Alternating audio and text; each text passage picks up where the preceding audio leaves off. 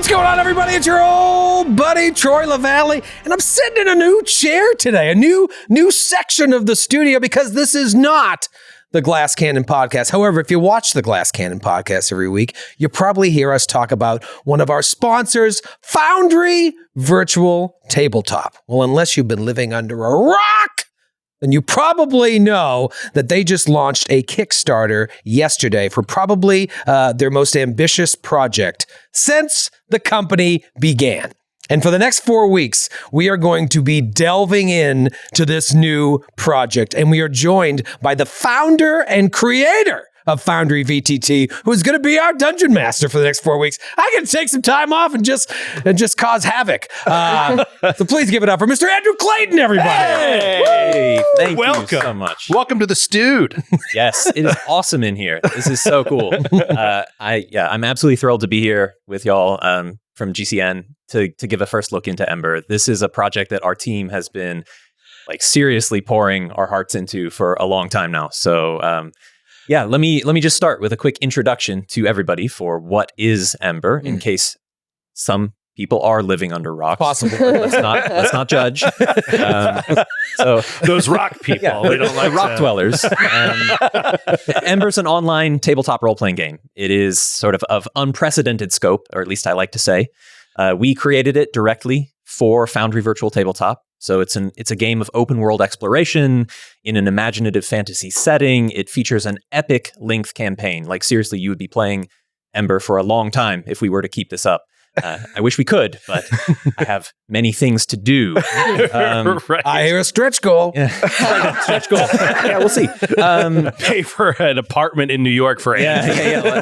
I'll have to pick up a place to live here. But it features game systems designed specifically for online play for a game master and group of players. So it's a hybrid between a tabletop RPG and a multiplayer digital game. It has all the elements of a traditional pen and paper game, but it's enhanced with features that are inspired by video games to create a really compelling hybrid of dynamic gameplay and a classical foundation. So most excitingly, Ember is on Kickstarter now. Yes. Which... Okay. Yeah. Okay. All right, it's up. Relax. It launched. And so this is an amazing opportunity for everyone to get in at the ground floor and to, help support us from the very beginning and to be with us on a journey that we hope is going to create amazing, memorable role-playing moments for years to come. So I really wanted to do this type of show so that we could give all of you in the audience a sort of unfiltered look at gameplay in Ember. This is going to be a 4-part series, like Troy said, and you're going to see the beginning of the game. You're going to see chapter 1 right from the get-go, and everything you'll see here is the actual game being played on Foundry Virtual Tabletop, and the game is pre-alpha, so there will be some things that get further refined, in some cases a little, and in some cases a lot, as we continue to develop. But I really hope that this show is going to make it clear to everybody how Ember can be a fantastic role-playing experience for you and for your group. So without further ado, welcome to Ember. Yes. I gotta say, it's really nice having you at the GM seat. Careful. Anyone else? Huh? I'm just Careful now. It's bringing. Don't get too comfortable. It's bringing a really benevolent sort of vibe in the studio. I feel stark good. contrast to the terror we normally feel. Yeah, I'm not scared.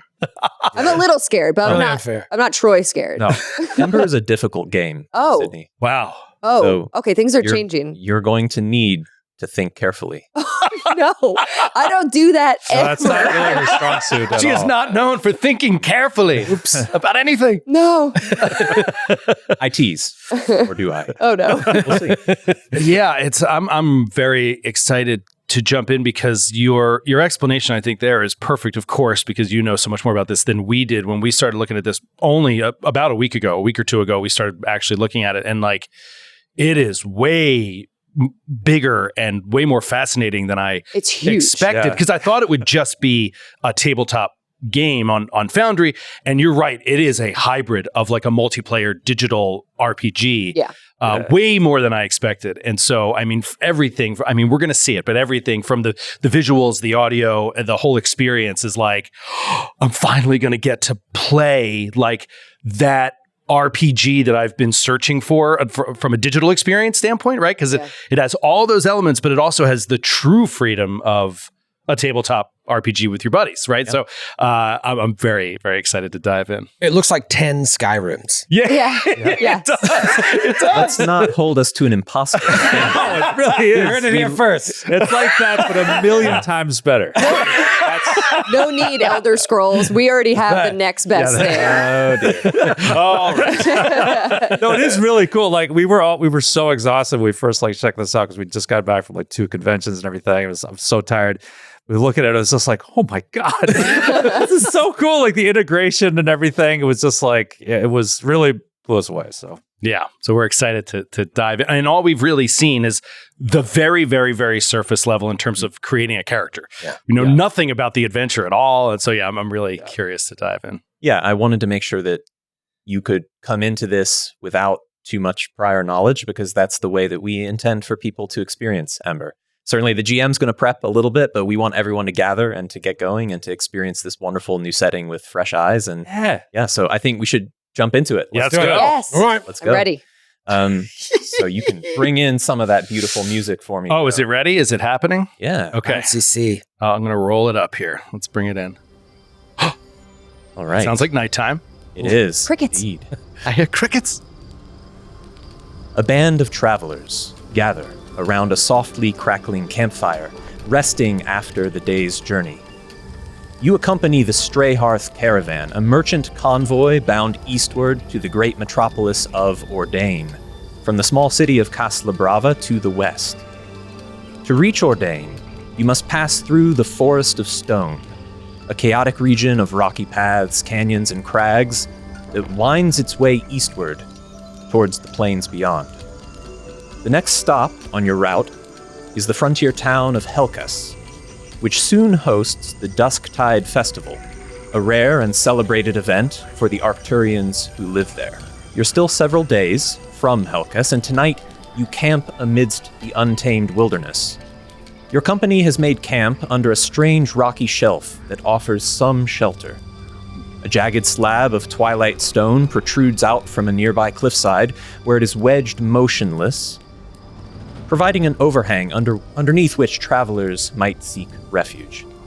The slab is inconsistent in texture and color with the natural stone of the area, and embedded within its mass are faintly visible relics of ancient clockwork, twisted and weathered by centuries of exposure to the elements.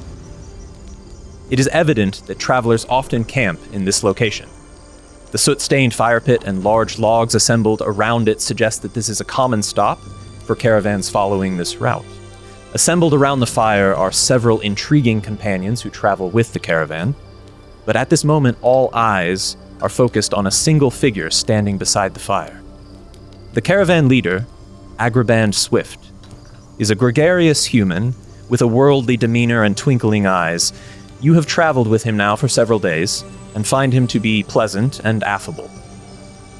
As has become customary over the course of several nights of the journey, Agraband prepares to regale the company with a stirring tale of legend. Yes! God, I love stirring tales of legend. Yeah. He does. I'm a sucker for that. You here for it? I'm here for it. Is there anything that you'd wish to inquire about before Agraband begins his tale? I mean, I guess I would say out of character, just kind of like the clockwork surprised me. Like this is ancient, created objects that are like embedded in the rock. That's correct. Wow, that's so Agraband sees you looking at it, and you can tell the gears turning in his own mind as he thinks about which tale to tell this very night. I would add, Oh, go ahead. I was going to say, like, the strangeness of this sort of overhang itself. Like, is this something that was, like, it seems like there's some sort of archaeological or paleontological thing, like, happening here. Is this ancient, like, sort of man-made or, like, made by someone's hands, or is this a geological feature? event? It does not look as if it is entirely natural. and that is something that is a certain giveaway to you here. This is also out of character. Maybe my character would know and have more knowledge, but I'm curious about the Twilight Stone and if it's at all related to obsidian or like the obsidian desert, like a black stone, a dark stone. I'm just drawing conclusions in my mind based off of like my character's interests, but... Yeah, you've researched such things in the past, but this does not seem like anything that you've encountered before. I'm so curious about this Twilight Stone. Yeah, what's up? Agraband can tell that you are curious about this, and as such, he prepares to engage with a tale that will elucidate the situation for you somewhat. Agraband looks eager, and with practiced bravado, gestures towards the strange slab of rock and says, "Ah, yes, a fragment of Akon. Can you imagine such a place when it was whole? Think of where this came from, and the enormity of events that caused its plummet to this terrestrial soil. I'm sure you all know the tale, but sit a moment, and perhaps I might weave it upon your memories anew." Once everyone's settled in and paying attention, Agraband begins, his voice filled with dramatic gravitas, befitting the start of such a grand tale. Long ago, the heart of Ember, the source of creation and life, assembled the first and most ancient pieces of our home. The world that formed around the heart and the elemental moons which traverse the sky, attracted by Ember's power like a spark in the darkness. The abyss, slowly, swiftly, closed in to devour our fledgling realm. But the heart fashioned the protective barrier of the weave to shelter us, and no matter how desperately the abyss clawed at it, the weave kept us safe from the terrors beyond. With that, Agraband gestures up to the sky and the glittering stars. Within our safe enclosure, Ember grew wild and ever-changing. While the weave sheltered us from threats beyond, it did not protect us from within. A misguided and arrogant people, at the apex of their empire's power, sought to prove themselves masters of Ember. They built a colossal tower, grasping ever higher to harness the light of Lantir and the power of the weave itself. Agraband's arm stretches up, fingers falling just beyond the light of the fire. All of Ember shared the punishment their hubris wrought, and when the tower was broken, the moon of Akon shattered, and the weave itself was rent asunder. With a sudden downward motion, Agraband snuffs out the fire before him, plunging the camp into a heart-stopping darkness. The abyss rushed into our world. In the gloom, you swear you can see shapes moving about the camp. Some of the travelers nearby call out in alarm, while others assure them it's merely a trick from the bard, though even they don't sound fully convinced. Agraband lets this unease settle amongst the audience before continuing. With a flourish, the flames light anew, driving back the shadows and the gloom of night.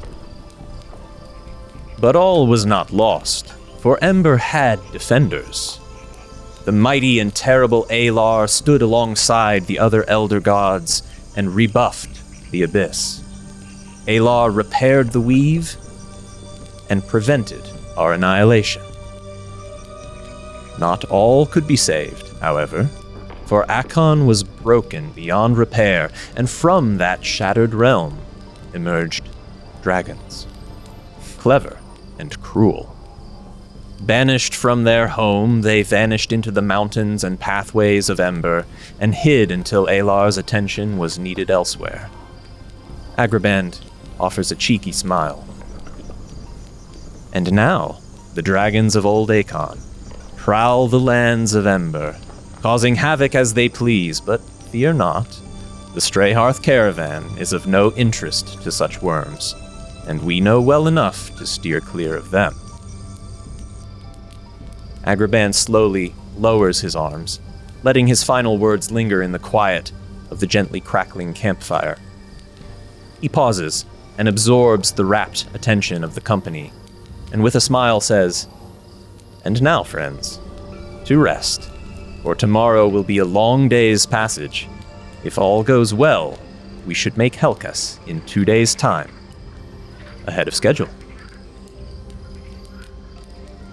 Akraban steps back from the campfire and leaves you to your thoughts, to think about the tale, and to ask any questions you have or to engage with the other members of the caravan.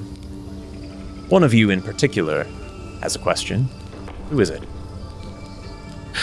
It's Joe, I think. He's all questions. I want to know how you got him to move back in like 3D on the screen. Like he was standing up at the fire, and then how come Troy doesn't do this on the Glass Cannon podcast? Leave me alone. And any of our interactions. Where's it going? Technical difficulty. He fell in the fire. Quick, put it out. Oh, that was really cool though. Like I didn't. At first the campsite was empty, and then like it started populating with NPCs. Like is that like? That's right. So cool. Yes. So this is what's called a vista in Ember, and it's an immersive environment that you can look around from side to side. Oh, I can move it? Yes, you can right click and you can move and you can look around the scene. Look at that, huh? Shut up. You can engage with the different characters who are here, and it's used for dynamic storytelling of narrative moments, of social encounters. But you're seeing this from your perspective as you're seated on the far side of the fire. And Joe, you had a question, but let me start by asking you to introduce your character.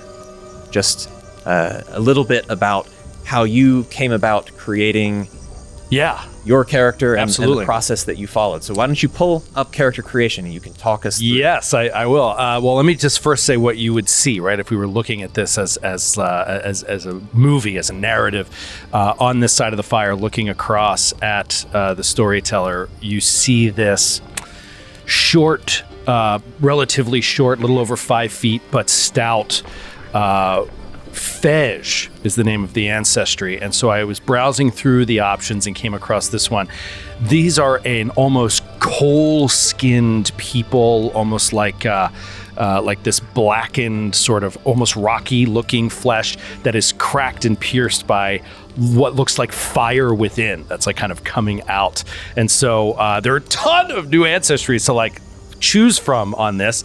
And when I was clicking through, Fej just jumped out to me because, well, first of all, the art is awesome. It's actually what looks like a woman in golden armor, but young, with these red eyes, very cool looking skin. And it says that the Fej were originally crafted by the ancient goddess Naur from the fires of Ragan to spread beauty and passion throughout Ember. So I just thought this was cool, the idea of these people being forged by this ancient goddess to spread beauty and passion. But then what ends up happening is they are later sort of tasked by another goddess to become stalwart warriors of flame and fury against the horrors of the unrelenting undead, known as the Blood Barons. So immediately those two sentences, and I was like, I am in. So I just clicked on that and was like, I'm just going to kind of move forward with that. So, but what I went with was a man who is older looking. As far as age goes, their lifespan is 80 to 100 years, right? Not dissimilar from humans. So this guy might look like he's in his early 60s, mid 60s, something like that, but still has kind of strength to him. And he sits by this fire and looks with sort of a fascinated, curious wonder at this huge stone and the clockwork within it, probably because he is a smith, a blacksmith, and so there is a path that you can select through the options of being a craftsperson, but I didn't go that route, actually. I really wanted to lean into that fight against the undead, which I thought was so cool. And so there is a path called the Flame Guard Militia. That's right. And I was like, all right, I'm going to pick this. But one thing I love about this is it says, you once spent a season or more helping the beleaguered Flame Guard of Lumek, which is kind of, I would say, the largest culture of the Fej, right? Yes, there are a lot of Fej in the Lumek culture, not exclusively, but they are a people they are thrust upon the front lines of this battlefield versus undeath, and the Flame Guard are at their vanguard. So your character's backstory would be that you had some time serving in that conflict, and that will, I'm sure, inform. Yeah, exactly. Your And so I thought classic warrior, soldier, old, whatever. But then I kept reading, and the very next sentence is, you may have never seen combat, instead helping others and training, or perhaps you, but some other options. And I was like, you know what, I'm going to latch on to that. And so what I decided was many, many years ago as a young man, this guy was a smith on the front lines of this war, basically. So he was never a warrior, never a combatant, but made the weapons and armor that were utilized by these forces. It's a long story as to how he comes back around here to now wanting to fight again, but it's we'll get to that. So anyway, I went with that for the culture, the Lumek, and then the path, the Flame Guard Militia. So that kind of all came together nicely, I felt like. Beautiful. So I think that his questions more come from the mind of a smith who has really had a life that has been very focused on only what's in front of him, and he's very uneducated. He has not had the opportunity to have this kind of worldly knowledge. And so looking at these crafted metallic ancient items that are like kind of lodged into this rock, I think that definitely draws his attention. And I think his first question, trying to find a voice for this guy, but I think his first question is going to be more along the lines of, well, how the hell do you know all this? How do you come to know what this thing is or how it got here? Well, friend, I am a purveyor of tales. I collect them, as you might collect. What is it that you collect? Well, nails mostly. Nails. Fascinating. For kinds of nails. Well, who told you? Different kinds of nails. Pick them up? You're fighting nails? You wouldn't understand. Definitely not. Well, we Arcturians have a rich oral tradition. We pass tales down one generation to the next, and this one has been told for centuries. And what's to? He looks around like nervous. Well, what's to keep this abyss from just swallowing us again at any moment? Looking up at the skies like nervously. He's never really thought much about the stars, right? He just has work every day. Like, this is not something he thinks much about. This guy rocks. I don't own a TV. Yeah, exactly. I don't own a TV. I like to think that the benevolence of Lantier shields us, and trust in the weave. Think not on it. If you live each day fearing for your life, it's no way to live. And he'll just nod in agreement and look around. That's Sydney's character. Popcorn! I love it. Yeah, as you look across the fire, maybe you were distracted when you were talking, because what you see is a bluish purple skinned humanoid woman, but maybe it's distracting because aside from her skin color, she also has these blue, almost transparent, incorporeal arms that are also off her body. Incorporeal? Incorporeal. Wow. Like ethereal, glowing. And as she's writing with her two corporeal arms, her ethereal arms are also scribing, like they're all writing, and she seems to be writing what Agraborn is saying, and taking notes on what you're saying. Like the arms are listening to Agraborn, and she's kind of listening to you. Yeah, so he looks to your character, he's like, what are you doing? Why are you writing down everything I'm saying? Why are you writing down what I'm saying? Please stop doing that. Please stop doing that. She just keeps doing it. And she's got this like bright pink, almost cotton candy hair, fanged mouth, and I'll tell you, my character's ancestry is this new ancestry called Signborn, and it's so cool. They're not quite like tiefling adjacent, but she does have like horns and a tail, but she also has these ethereal limbs and these tattoos that cover her body. And Signborn are, they're created by Deimos during the Age of Sunlight. That's how they were sort of like birthed. And they're basically I read them as like super intelligent. They have their own glyph language that they can use with each other. So I sort of went in that direction right off that description of that ancestry. And I was like, oh, she is intelligent, focused. She is a researcher. I made her a sorcerer as her class because it kind of goes in line. The sorcerer spells you get, she has an innate spell that's message. Like it's all about language and stuff and like discovery. So then her culture, it's interesting. We're traveling to Ordani because she's actually from Ordani, which is this big metropolis city. And she grew up there. She didn't grow up wealthy, but she grew up with parents who like focused on education.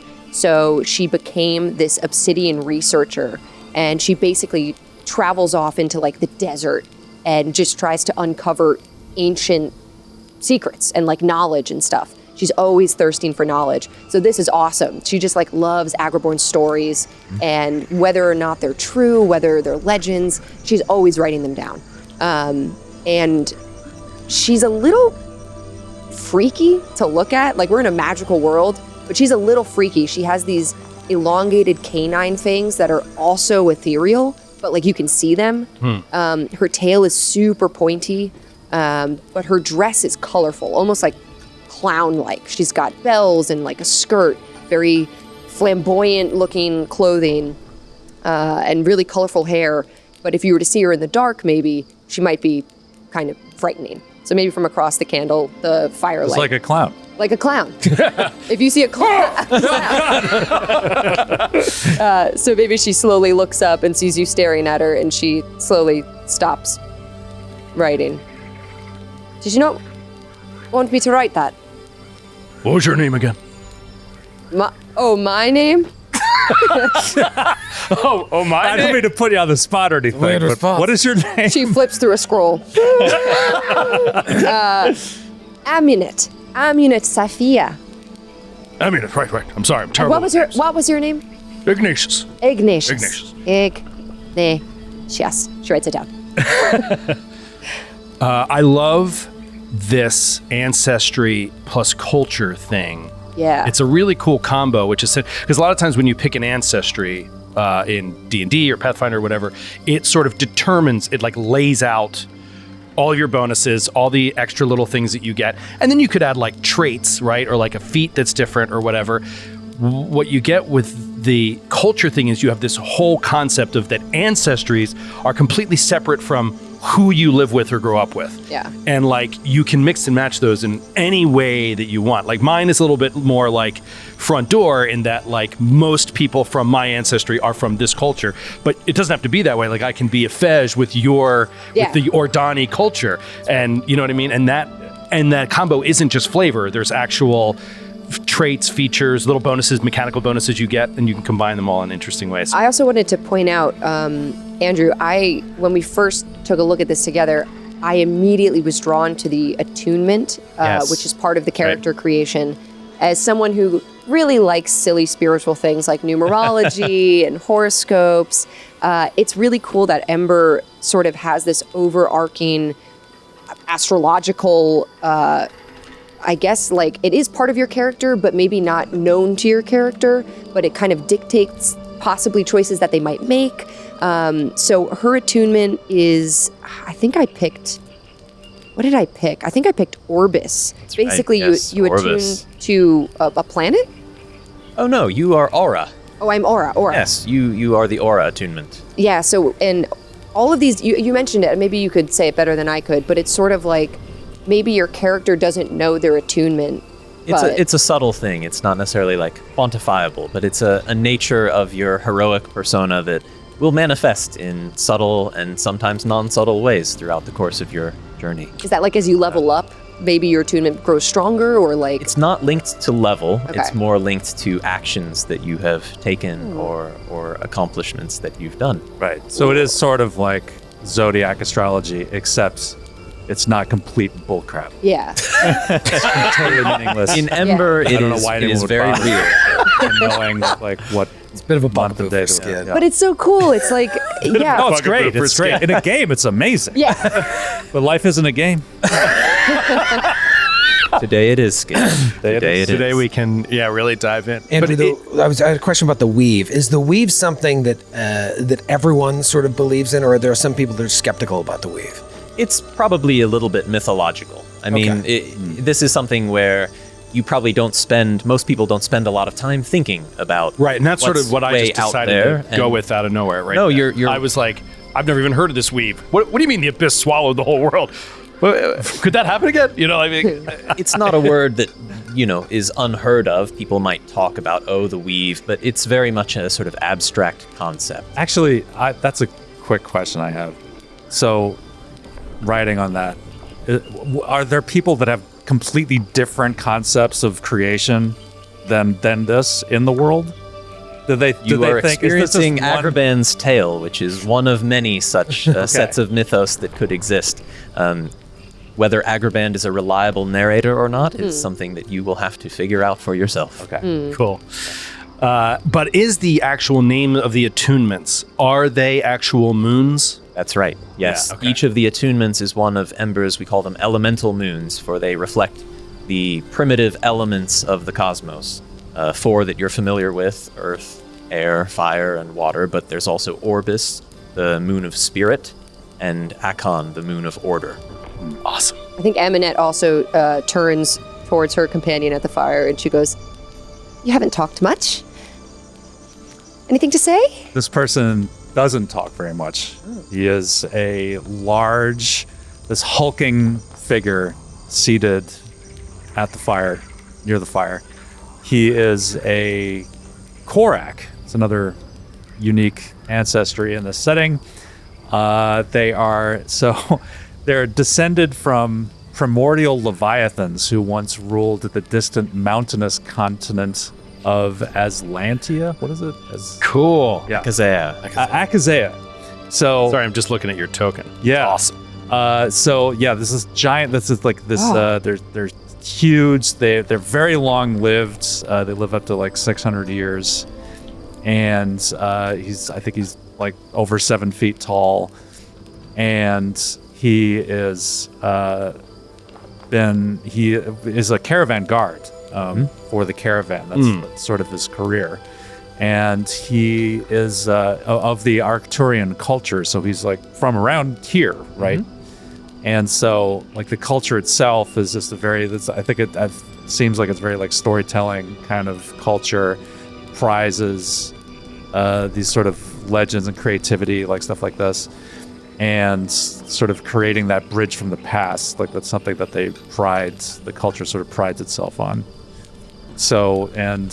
But it's also like he's living an agrarian upbringing, kind of, but in this shadow in the sphere of influence of this incredible city, nearby. So I'm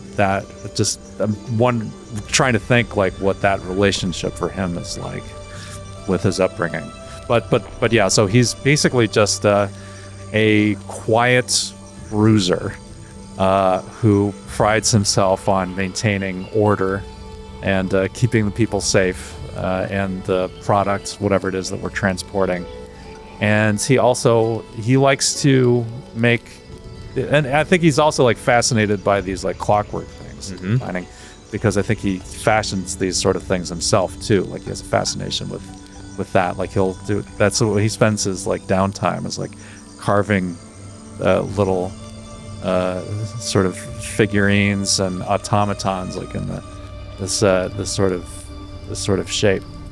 So yeah, he hasn't said anything, and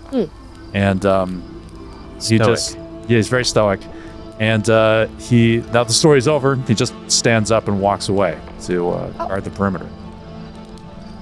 Did we ever get his name? Nope. He doesn't talk much. Don't talk much.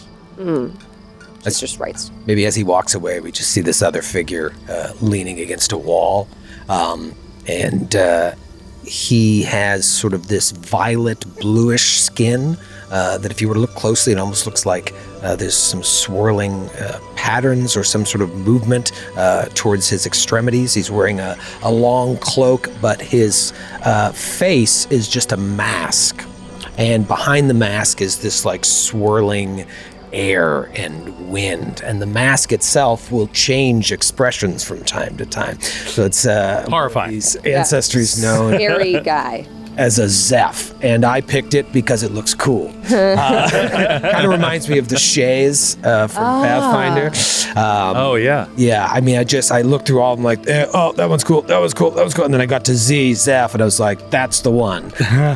Just this very cool sort of windborne type creature. And I'd say he's around 90, which would make him probably around 40 or so, because they can live up to like 220 years. So he's been around a long time. Obviously not as long as Skid's character.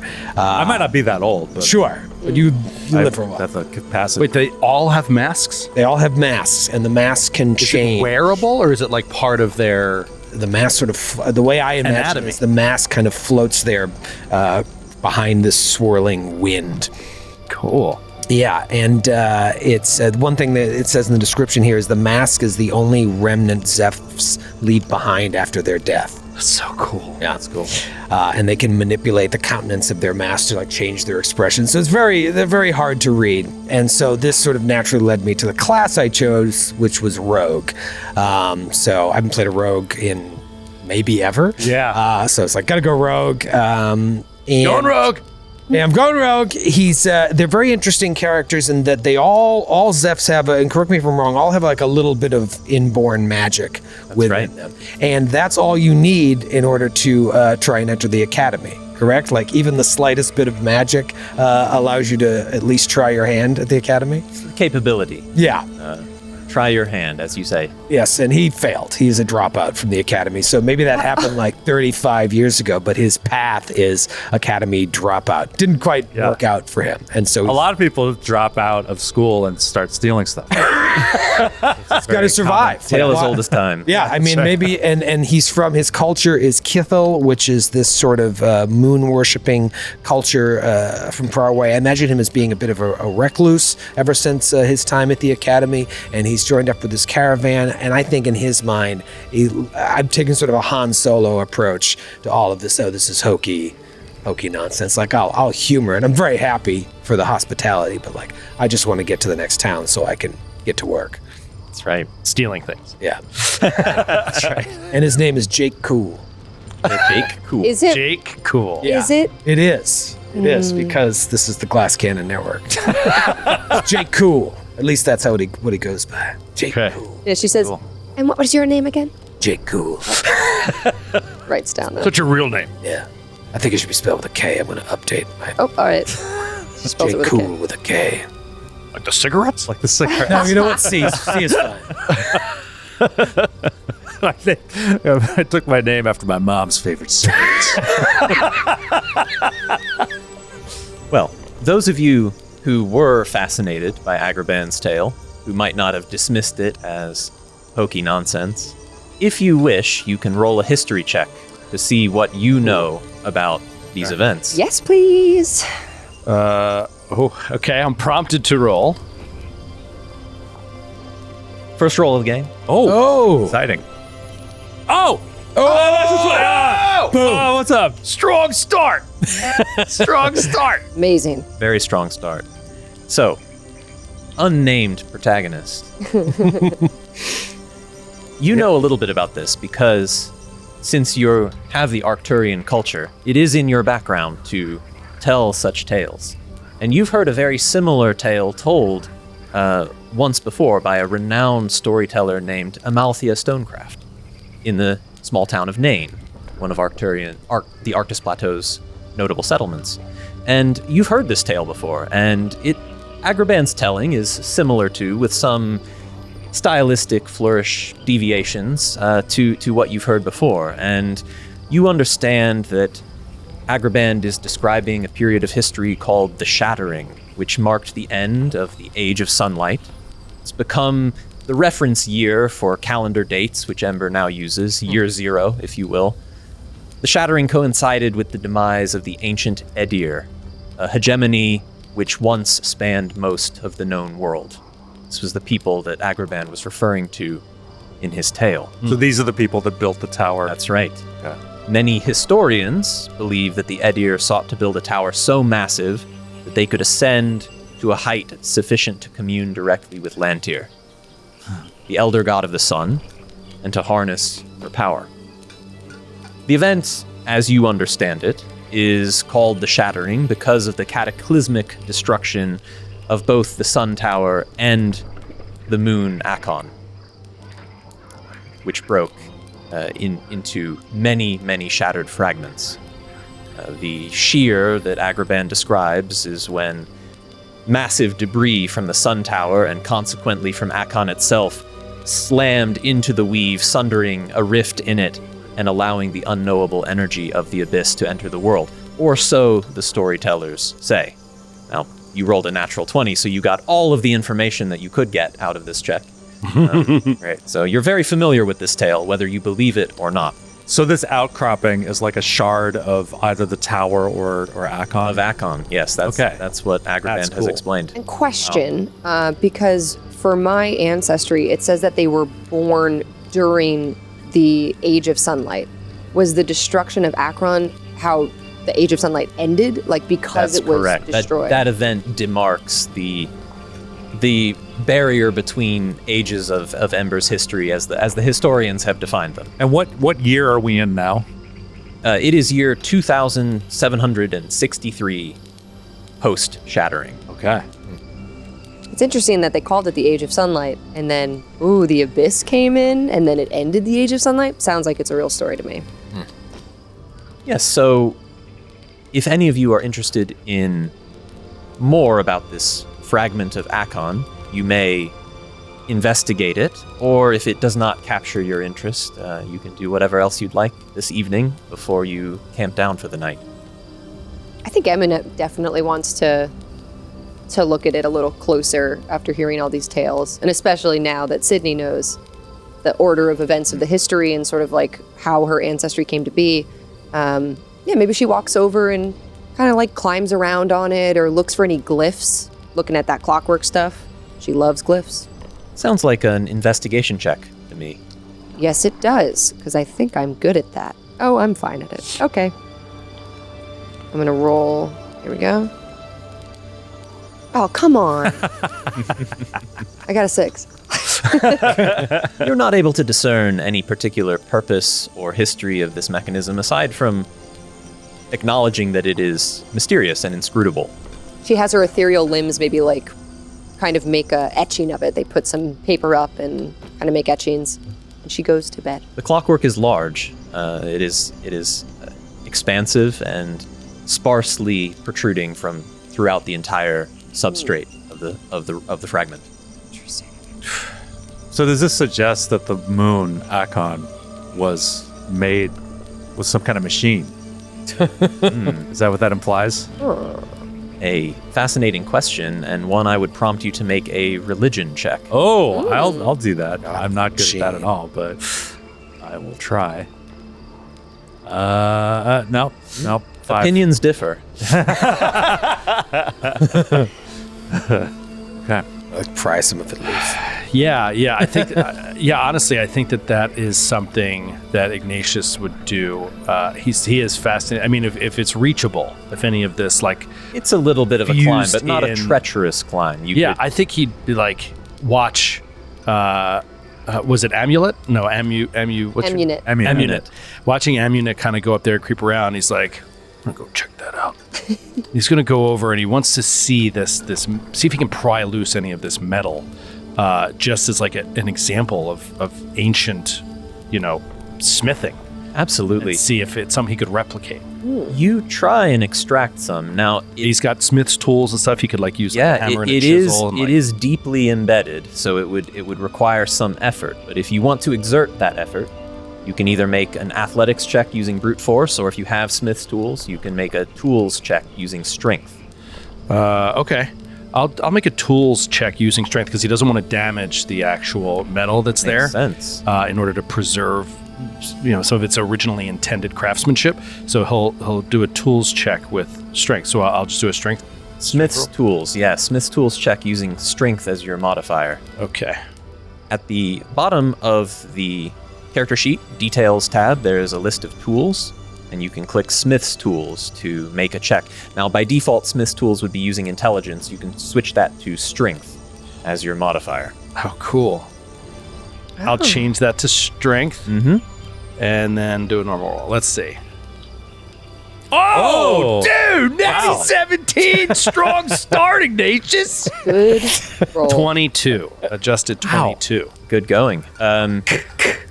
You choose one that is large enough to be interesting and something that you can inspect, but small enough that it seems feasible to extract. And you are able to chip away and extract about a 8-inch diameter cog of ancient clockwork. Cool. That is, you haven't freed it of all of the stone, so there's some stone embedded to it. You can, if you wish, on the items tab of your inventory, you can make a note that you have a small fragment of Akon weighing 6 pounds. Cool. Okay, I love it. That's awesome. Sydney, I want to also be sure to see what Amunet knows about historically Akon. So if I can get you to make a history check for me, please, Yes. based on your background. With pleasure. I'm better at history. Are you? This is going to be the turning of the tides for me. Usually I'm a pretty good roller, but the digital dice, I don't know, man. Vagaries of D20. That's, I think I hit my head when I was climbing the rock. Well, it's not that you know nothing. It's just that you don't have a story in your memory that is any more specific than the one Agraband has just shared with you. Yeah. She goes through and starts to underline and annotate his story so she can better regurgitate it for later for her own memory. And she has all her own glyphs, like her sign-born language that it's like shorthand. That's right. So she does all this stuff, and if you were to read her manuscripts, it would be unreadable. It's so confusing. There's all these dashes and marks and stuff to indicate words and phonetics and stuff. So she does that as she slowly is falling asleep, and her ethereal limbs are continuing Keep writing. continuing to write as she kind of nods off. Very good. All right. Well, as Amunet also finds a place to rest for the night, is anyone else staying up to ask questions of Agraband or to speak with any of the other companions? There will be other opportunities to do so, you presume, but is there anyone else who's taking any action before you rest for the night? I don't think so. No, I'm just going to man my post. Everyone else around the camp is relatively busy with their own preparations, and you've interacted a little bit with the others of the caravan, but everyone is traveling for a reason, and most people sort of stick to themselves, but you'll have more opportunity to speak with these characters as we progress. So, with that, you are going to rest for the night. So I'm going to go ahead and advance time for a long rest. Oh, look at that. Never been so excited That's for so time cool. passing. And then, the moons are, moving a little bit, in their orbits. Oh, look at that! That's so cool. That's so my cool. gosh. I know. It seems like we're making a big deal out of a simple thing, but this is just not something we've not done something in digital It's tabletop. so Yeah, you don't immersive. get this Yeah. It's so cool. That's where they go. Yeah, we try and have lots of little flourishes that makes the experience of playing in Ember feel immersive and fun. So, Yeah. I'm glad that you're appreciating those, and hopefully everyone else will as well. So in the morning, the Stray Hearth caravan bustles to ready itself for the day's travel ahead. The 2 large 6-wheeled wagons are hauled by a train of Yarnak, a creature type that is similar to oxen, but different in some ways, and a team of 4 wagoneers. Accompanying the caravan are several traders and travelers who walk beside the wagons on foot or alternate turns to ride on the wagons' several mounted seats. Passing by your tent, Agraband exclaims loudly, "Be roused and ready, friends, for the winding trail beckons." Have you any questions for your humble guide before we depart? Wait, are we heading toward the stone forest? You're a little bit into the Forest of Stone by now, sort of at the outskirts, as you are headed eastward from Castle Brava, and the rest of the Forest of Stone lies ahead of you. Are we transporting anything specific? Is a good or anything? That is a great question. The caravan follows a roughly triangular Drugs. a roughly triangular route throughout the larger Arctis Plateau, the metropolis of Ordain, where it loads up on exotic wares and trade goods. Ordain is a seaport, and so there are a number of valuable goods that the caravan like this could load up on, and then it travels to the city of Toraga, and after the city of Toraga onto the city of Castlebrava in a sort of triangular caravan route that spans the Arctis Plateau. So this is the final leg of the journey from Castlebrava back to Ordain. As such, the caravan is mostly depleted of exotic wares, and it is instead transporting more humble food supplies, manufacturing, sort of cottage industry type wares from the outlying cities of the Arctis Plateau back to Ordain. Lumber, maybe. Yeah, resources, things like that. However, this particular trip is unlike others in that along the way back to Ordain, Agrabah plans to stop at the frontier town of Helkas. And in Helkas, every once in a while, there is the Dusktide Festival that only occurs at the joint zeniths of Maius and Orbis. It is a cosmological event that is rare, and in this particular time, it aligns with Agrabah's caravan route. So he has particularly engineered the travel itinerary to stop for the Dusktide Festival, and as such, the caravan is laden with wares for a celebration. Drink and festooned things that can be used, little paper lanterns to light and let up into the air, and streamers and various sort of minor magically empowered fireworks and things like that. And so Agrabah has specifically designed the contents of the caravan to be of interest to Helkas, and he plans to sell all of his wares at the festival. How often does this conjunction happen? Roll me a Arcana check. Arcana. I'm not the guy to do this. I Do it. I hope natural 20 Stop again. it. My Stop God, this it. is amazing. Sydney, why don't you just do this? This is unbelievable. I don't understand. You're the luckiest guy. This is great. The silent Korak knows all. It is roughly a year and a half Okay. between such festivals. Okay. Oh, okay. And then how the entirety of the triangular route that we take, like how long does it take generally to make a full circuit?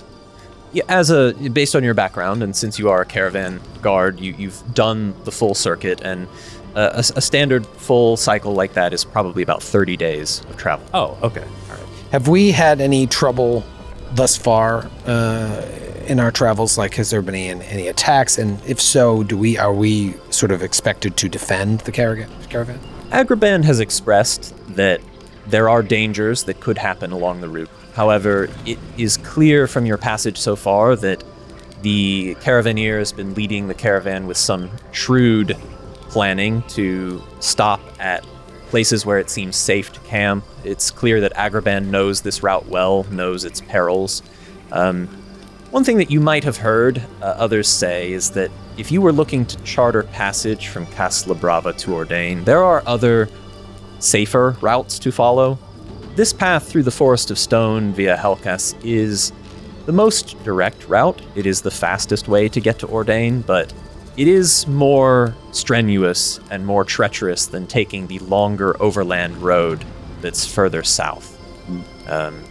So you've chosen to travel with Agrabah despite those risks. You feel as if it's a calculated risk worth taking. And there's been no meaningful trouble so far. I will say, this is exactly what happened with the Titanic. Just warning you. I would say that fits with Ignatius in that I think he wants to make the most direct route. Like, he wants to get to Ordain as soon as possible. And so that's why he would have chosen this one, regardless of the risks, to try to get there as quickly as possible. I think Amunet, honestly, is not in a rush to get back to Ordain. She's from there. It was a convenience to travel with a caravan to get back because she's been out researching. And I think she's really excited about this Dusktide Festival. She's never been.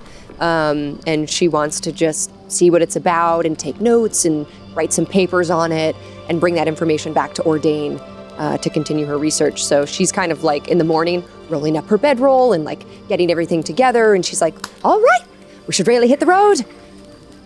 Should get on with it. Got to get to the festival. On the matter of urgency, Agrabah says, well, we won't make it to Helkas tonight, but I know a place we can camp and stay dry. It will be a full day's journey to reach it. We should arrive in Helkas tomorrow evening.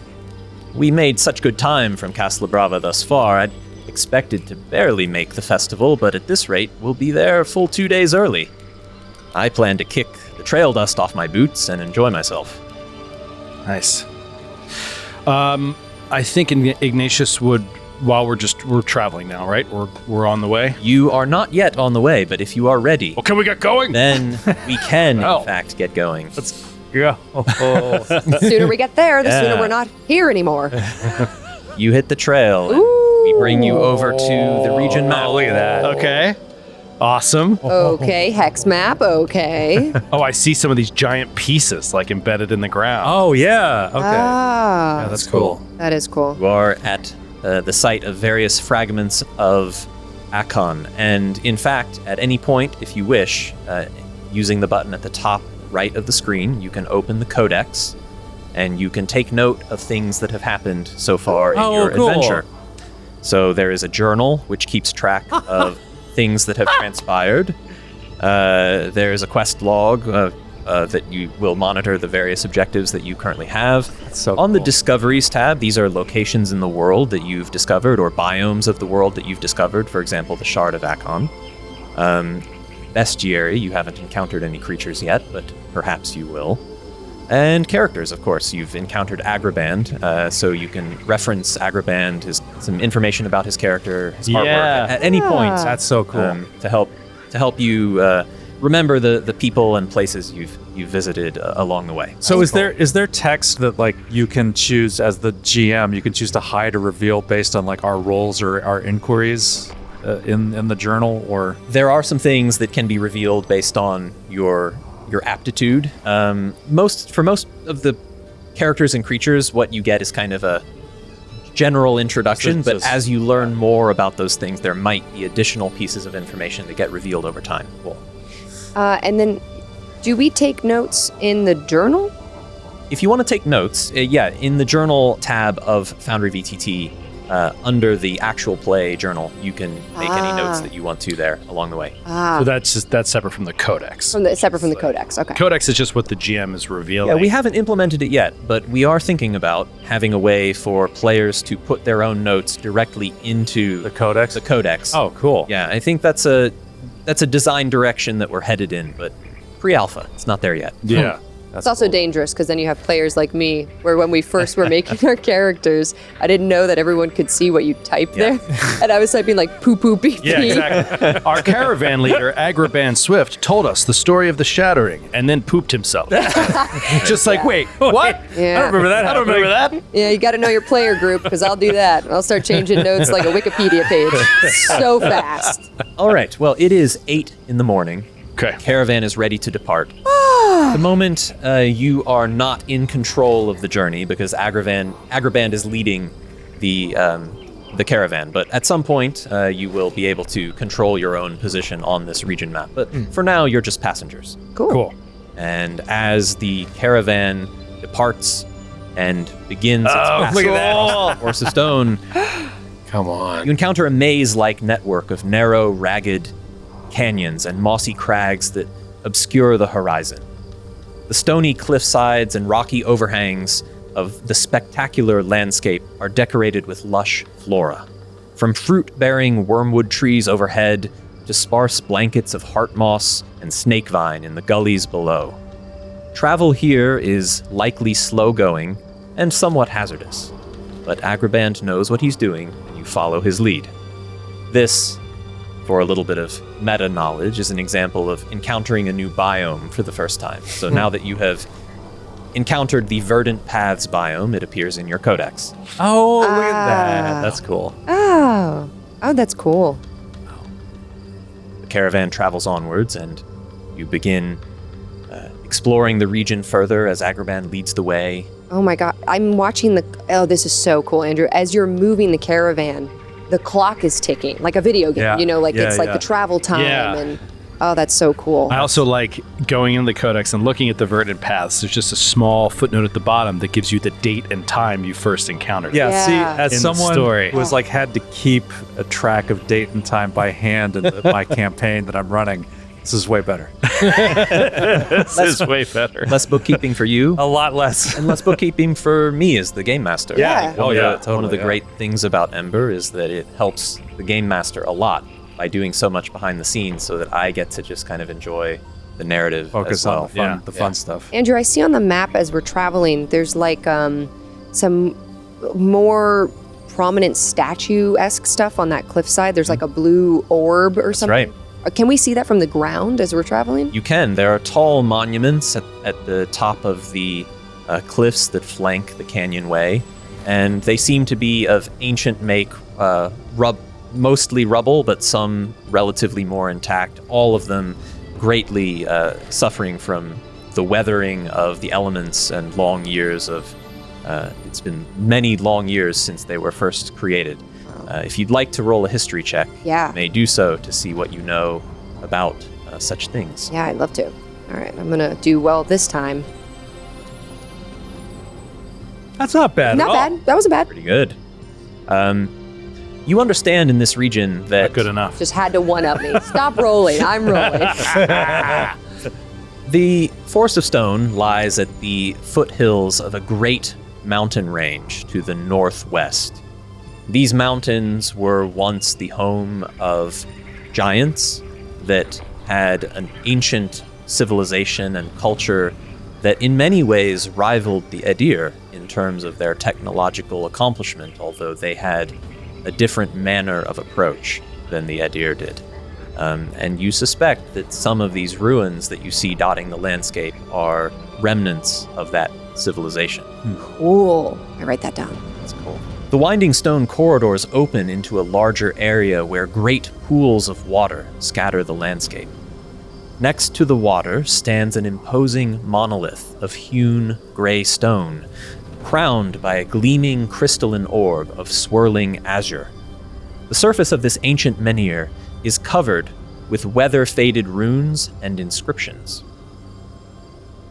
Agraband calls a halt as the Stray Hearth caravan stops to water its Yarnak and to allow for a momentary respite. Sensing your curiosity, Agraband beckons you over towards the strange pillar. Oh, That look at is this. amazing. Oh my This is goodness. vistas. This is sort So of like this is another vista. This reminds That's me of there's like the caravan mechanic in the game Battle Brothers. It has a similar sort of vibe to this, which I love that, and this is really cool. It's really cool. Our art director on the project is a fan of that game. That's a great game. That's I could tell. That's awesome. That's really cool. Yes. So Agraband beckons you over and addresses you, once again embracing the role of tour guide, which he seems to enjoy a little bit. Behold, a moonstone, he says. The Anachronim historians believe these pillars were each attuned to a certain lunar cycle, and that they still respond to the cycle of that moon to this day. What function they performed for their ancient builders, however, is knowledge lost to time. I wonder if Jake would know anything about this. I'm attuned to the moon. I have Mayus attunement. Okay. Feel like this may help me in some way here. This might. It certainly are would you- interest Jake. Are you surveying it from afar, or are you going to get right up and inspect it some? I imagine he's kind of nonchalantly chilling on the caravan, has sort of the meh face on his Okay. mask, and then sees the moonstone and like gets up and wanders over towards it, like lays his hand on it. Why don't you start with a perception check as you're approaching, just for what you see Right. of the thing. Basically, And anyone can roll that if you wish. You're all here. This could be a 99. Not great for total. Oh my Ooh, God. Skid, you're Skid, so you're out of good. control. What the heck? Dude, Pair of natty 19s. we're rolling rocks right now. Jake Cool only got a 12. He was distracted. All right. Well, I'll stay with you for now, and then I'll come to the overachievers. But Dropout.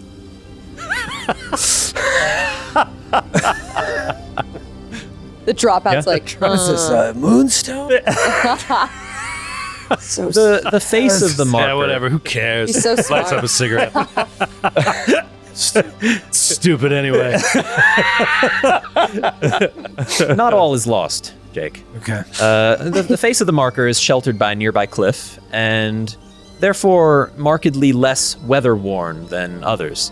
And upon the face of the monolith as you approach, you see the trace remnants of a legible inscription.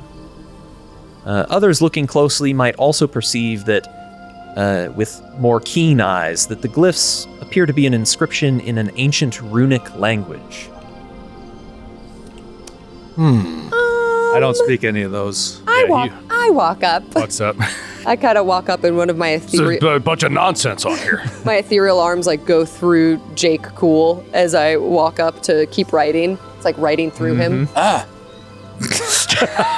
You sense a momentary chill. Not uncomfortable, but a little weird. I am made of wind. Is it colder? Colder in here? Oh, sorry. This is so fascinating. Look at this. What do you think it means? And I would like to roll No idea. insight? I don't know. It's not in Kithel. I would say to understand which language this is, that I'll stay with your strong suit of history. It's which language? The language of the witch? Language of the witch. Or Arcana. I don't know if it would be like Arcana. Arcana is also something if you're wanting to inspect its sort of more esoteric or metaphysical nature. I think she'll do history first, at least. Sure. She's curious what language this is, and she might know. I'll do Arcana while you're doing that. Okay, that sounds like a plan. Oh, there you go. There it is. I did it. Nice. I did it. I did it. Jake Cool, I mean, 22. You believe that your understanding of the history of these monuments is in fact confirmed by this moonstone, that the architectural style and weathered runes of this monument mark it as a relic of the Shent, an ancient culture of giants which collapsed shortly after the shattering. This moonstone must be at least 2,000 years old, and the runic markings that you can faintly make out upon its surface are likely the language Pathward. Pathward. Oh, this is so fascinating. I thought it was the Shent when we were traveling through and I saw the other monuments, but I thought perhaps not the Shent, but this confirms it. And she's writing, her ethereal arms is just like going crazy, writing down. Yeah, this is going to be Pathward. This is Pathward. This is the Shent. This was created over 2,000 years ago. And she's like rattling off the information that she has. And then she turns towards you. What was it? Jake Cool? Jake Cool. What'd you make of the magics of it? 22. 22 Arcana. Indeed. Jake, Yes. the relic is likely a Shent moonstone, a pillar powered by a specific lunar cycle, used to monitor an area and communicate with other nearby moonstones. The color and symbolism used on this moonstone suggest that it is attuned to the water moon, Maius. Ah, yes. The artifice used to create such stones was lost along with the Shent civilization. I know now why I was drawn to this monument. Shent, you say? Yes. It is of Shent make. Water moon. I can't stare upon it any longer. Is it? He's overwhelmed. Oh, are you emotional? No. And his face is like sad. Oh, It's like, it's fine. I'm gonna go back to the caravan. It's like an emoji-based means of communication.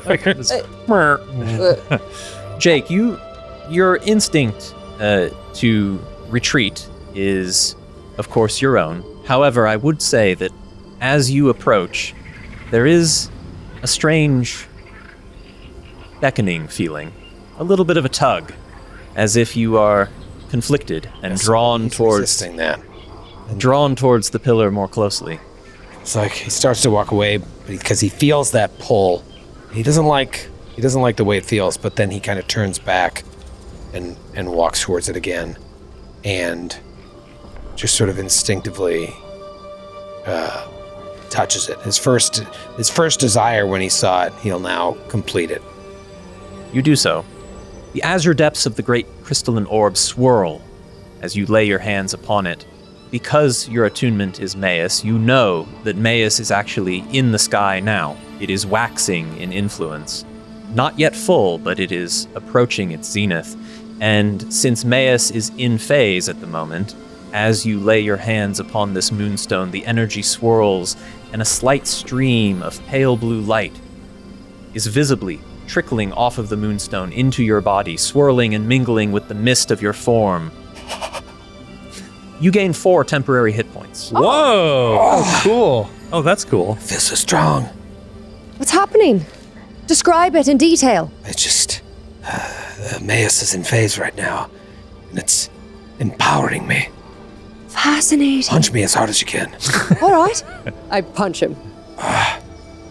Did it hurt? No, You lose 4 temporary. I barely felt it. You lose 1 temporary hit point. You have 3 temporary hit points. Everyone, Damn it. gather around. 3 of you. Igneous, Wait, have a look. it's Ignatius. Ignatius. Oh, sorry. Igneous. Ignatius. But it doesn't feel. You feel stronger. It's empowering. It's good. Should he touch it? It may not do anything for you. You are not attuned to Maius, as I am. It's worth a try. May harm you. Ignatius, He's you- going to touch his. You also lay your hand upon this pillar, and as with Jake, there are little tendrils of blue light that kind of stream towards you as it is currently empowered. However, they seem to be less vibrant and less full-bodied as the ones that that Jake experienced. You do gain 2 temporary hit points. Oh, nice. Okay. Describe it. Well, it was rather pleasant, I'd say. And yes, I feel stronger. Perhaps we should touch it too. And the Korak lumbers forward, shoving people out of his way, tossing them tossed into to the the air. ground. Ow. I just lose another temporary hit. Hurt a little. And he embraces the pillar and kisses it. As affectionate as your gesture is, the trace line works of energy, the motes that stream into you are equally intense as those that Ignatius experienced, and you gain 2 temporary hit points. Awesome. That's super cool. I want to try it too. There's no And- time. Oh, We must get to the festival. oh, you're right. The festival. Right. She goes to leave and then she quickly runs back because she's just so curious. And she touches it with all 4 limbs. Excellent. It is a compelling experience, and it feels a little bit like it feels to you when you begin to channel your sorcery. There is as if there is a well of energy that you could tap into, and you also benefit from 2 temporary hit points. Awesome. Now, as you're all congregated around this menhir, one of the other members of the caravan comes over, a signborn like yourself, and they look at you No, it's amazing. and say, well, have you decided what it means? What's it say? What do you mean? The glyphs. Well, I don't know exactly what they say, but I do know that it's the Shent who created them, and the language is Pathword, but I don't think I know Pathword. Oh, it's a language, you say? Yes. Well, I'm good with languages. Oh. Do you want me to try? It's a giant language. It's probably just grunts. That's not how languages work. It's a full language. Yes, please try. I mean, you know, in fact, that the Shent were notoriously intelligent and advanced, learned for their time. and I tell you that, J. Cool. I tell you that, J. Cool. I didn't learn that. School. Did you go to school? I did. It's a long story. Signborn, you know them to be named Clipper. And Clipper is a bit of a lieutenant of Agrabans on the caravan, handling many of the mercantile duties of logistics and the actual day-to-day details of trading. Agraband is kind of the caravaneer that leads the whole business, but Clipper is in many ways the face of the operation. Yeah, she says, Clipper, of course. If you know Pathword, please read it. I'd love to take notes on what it says.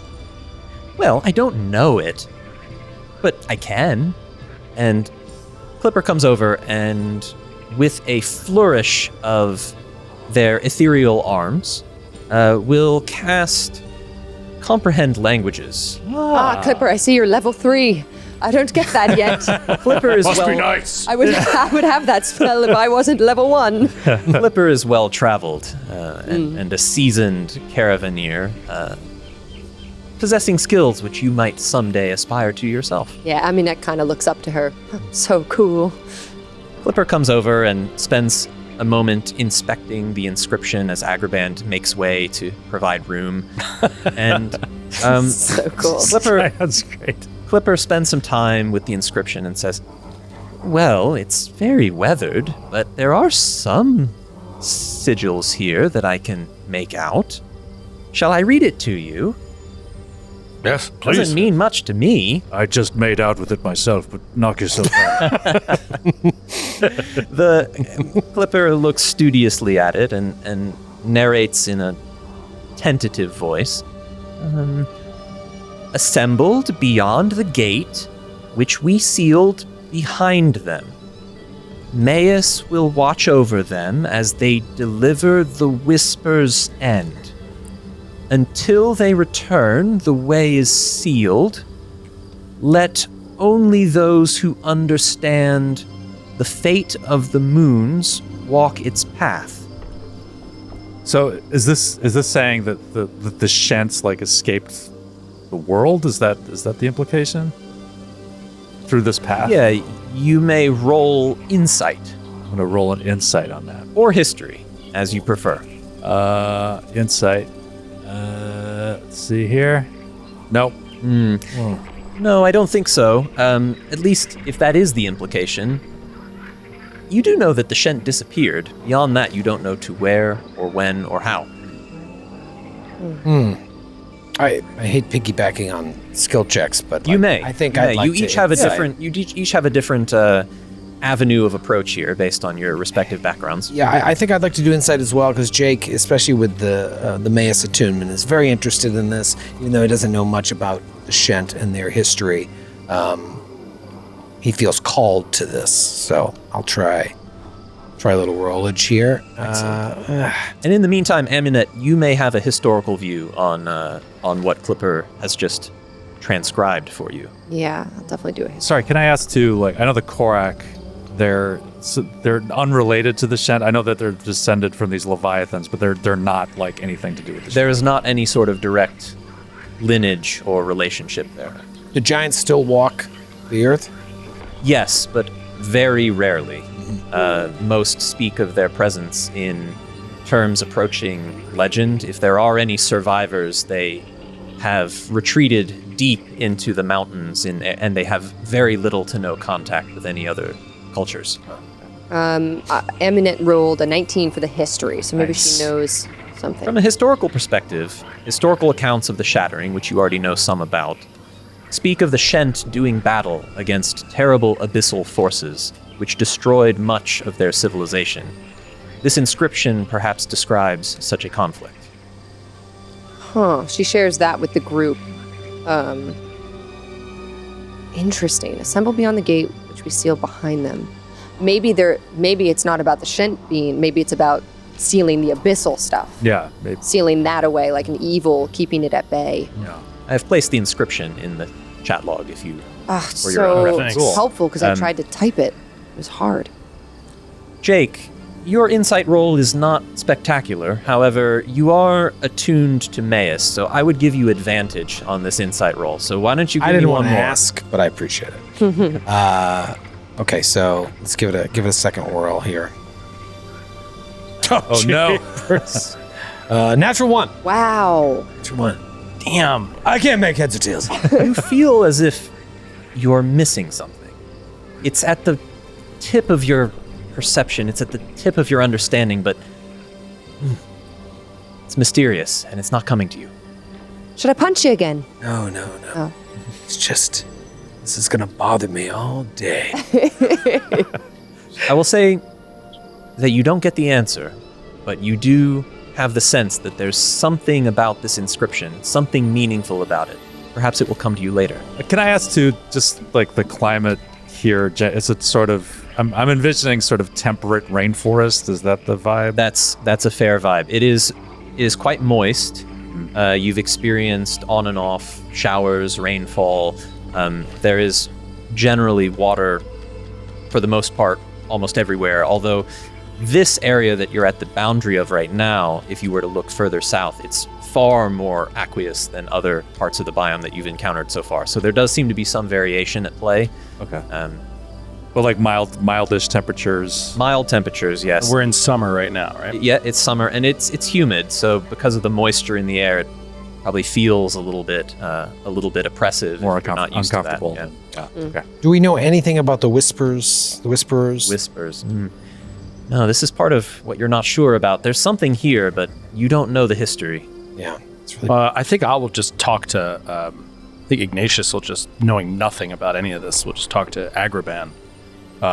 And just, after it's translated by, what was their name? The one who did Clipper. Clipper, right. After translated by Clipper, he'll just like look over to Agrabah and be like, those who understand the fate of the moons walk its path. What does that mean? Agrabah thinks for a moment and says, I don't know this tale, friend. You don't know the fate of the moons? You seem to talk about everything about the cosmos. You seem to know all about it. I know the history, but fate is the future. Oh. Do you know the future of the moons? Are you asking me? I'm looking right at you. Sorry, you're talking to me? Do you know the future of the moons? No. He doesn't know anything. I am attuned to Emmaus, and it's really bothering me. Between you and me, I think he dropped out of school. What was it? I got that vibe. Do you know the fate of the moons? Yes. Oh. Well, can he tell me? No. Oh. Do you actually know the fate of the moons? Roll insight. Whoa. Yeah, maybe I do. I mean, we're Roll one more another- natural yeah, 20 roll away another natural from 20. him walking the path, opening the door. 13. Lucky 13. Not bad. It is one better than Jake rolled. That's true. Which is the difficulty of this particular Oh, test. look at that. So You were so close. embarrassing. So embarrassing for you. If you just got your degree. You have a instinctual realization, something that stands out to you a little bit as Clipper is gesturing to the language on the inscription and sort of using their finger to point rune by rune as they translate. It strikes you as interesting that the phrase "fate of the moons" is linguistically expressed in Pathword as a single glyph at the center of the inscription. Do you point it out to me? It is strange. There is, linguistically, that is. The expression, the fate of the moons, is expressed. Single rune here at the center of the inscription. Huh. My name's Flomberg, by the way. Pleasure. And he walks away. Oh, Love it. Flomberg. Write that down. Fascinating. So the fact that they use it as a single glyph doesn't make any sense, because that would mean it's Didn't help at all. a proper noun, though, that it's not describing the fate of the moons, that the fate of the moons is A thing. Thing. Thank you. Yeah. Concept. Thank you for describing what a proper noun is. Somebody went to school. Fate may have nothing to do with it. I think fate still has something to do with it.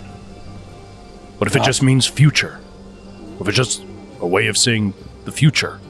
But it's an event, or it's a name, Fate of the moon. or it's a place. She just continues writing things down.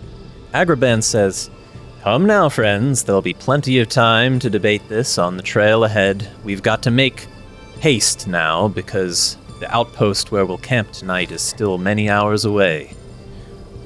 All right, you're right. Let's go. We follow your lead. Onward. And Jake is just watching the monument as the caravan takes off. Can't take his eyes off. It transfixes your attention as the Stray Hearth caravan continues on its passage. The afternoon wanes, and you are beginning to feel the pull of tired limbs and long day, even when you occasionally take turns riding. Oh. The sun's going down. The sun's going down the Just path. as you're It's moving dark. along. Oh, it's getting so dark. The onset of dusk comes and you start to wonder, will we ever stop for camp? And you're looking to Agrabah to see, is he looking for some place to camp? Does he have a plan? But Exhausted. I'm so sure enough, My knees hurt. tired. as you make your way down the trail, eventually Agrabah takes a turn off the trail at a place where he seems to recognize. And he stays going east where the trail otherwise goes to the south. And within another 30 minutes travel, you arrive. Nestled below the towering cliffs of the verdant paths, you find a modest homestead comprised of hand-laid stone and weathered timber. The outpost consists of several dilapidated buildings, all bearing the unmistakable marks of long abandonment. The largest building's wattle roof sags and is partially collapsed, held up only by the efforts of thick vines snaking their way in and out through holes in the structure. Despite their derelict state, the buildings still offer a small measure of shelter and are likely a welcome sight for travelers navigating these wet and winding canyon paths. Just as the caravan readies themselves to rest at this location, we too will take a short break and be back after this for the conclusion of episode 1.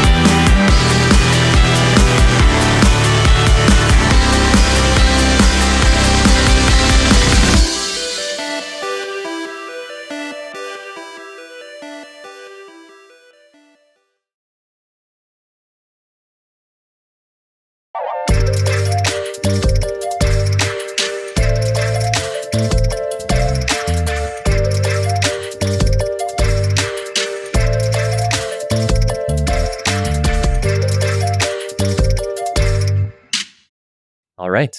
We pick up where we left off. After a day of challenging travel through the ravines and ledges of the verdant paths, you and your band of weary travelers are relieved to arrive at the humble outpost. Your passage through the forest of stone has been damp with rivulets, falls, and cenotes that permeate the air with heavy moisture.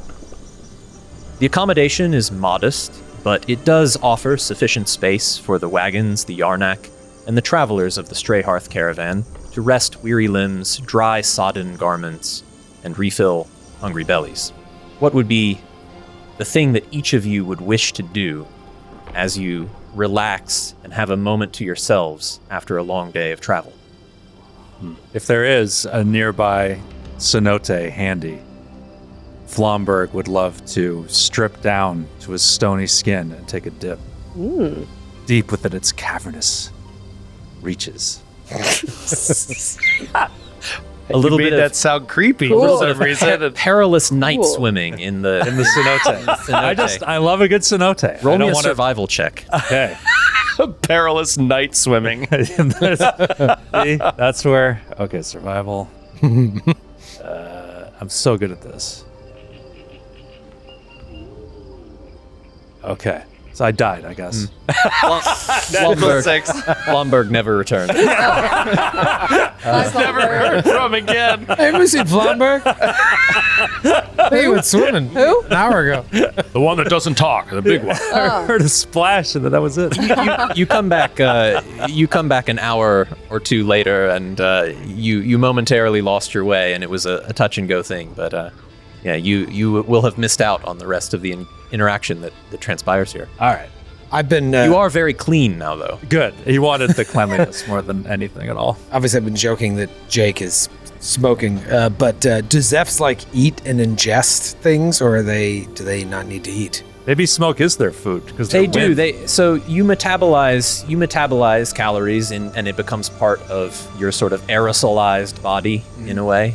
So you Where do I put the food? Do I shove it up under my mask? Right? Does the mask open up to receive food? Yeah, like, can he take the mask off? can, but it is not really done Yeah. So you, It's not done. And honestly, it was a little rude for you. I can't believe you even asked. Like, that's messed up. Yeah.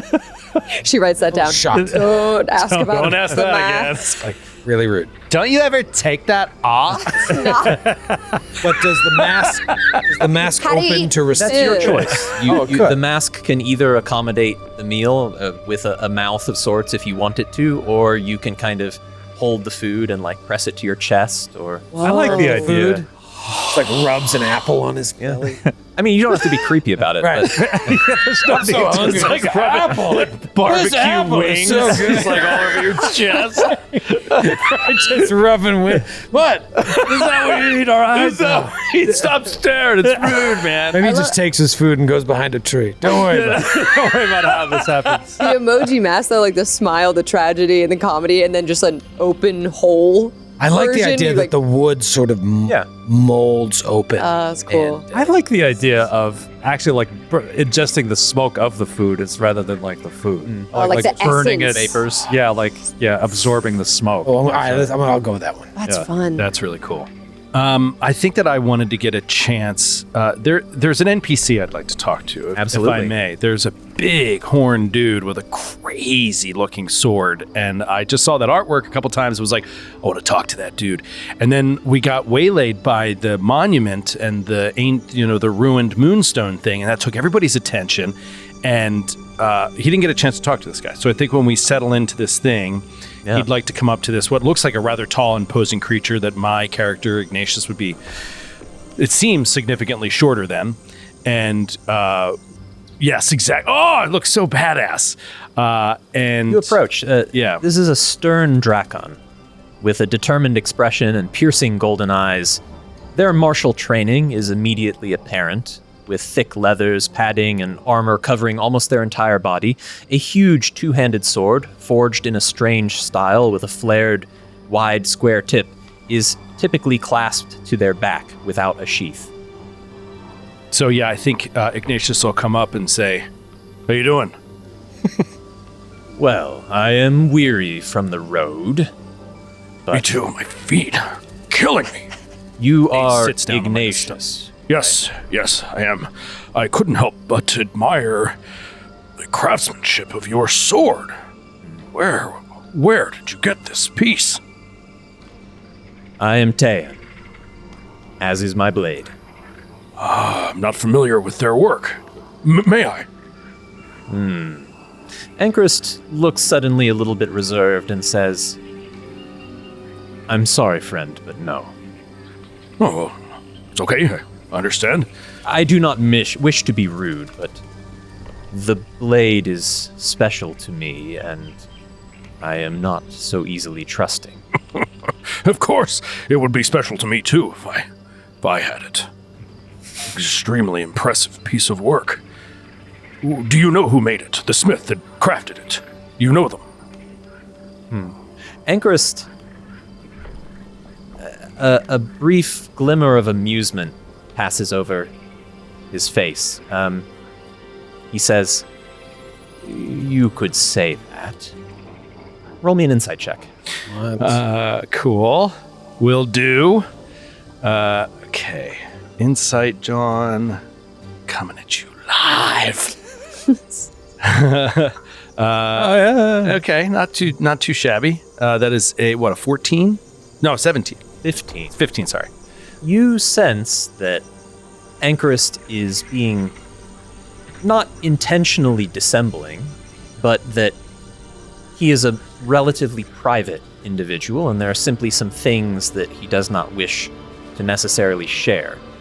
You don't sense that he harbors any ill intentions, but there is something about the way that he answered your question that makes it seem as if there is some aspect of this blade that is not self-evident. Okay. All right, so then I'll pivot then, and he'll just say, so how long have you been with the caravan? I came on board in Toraga. I was heading eastward.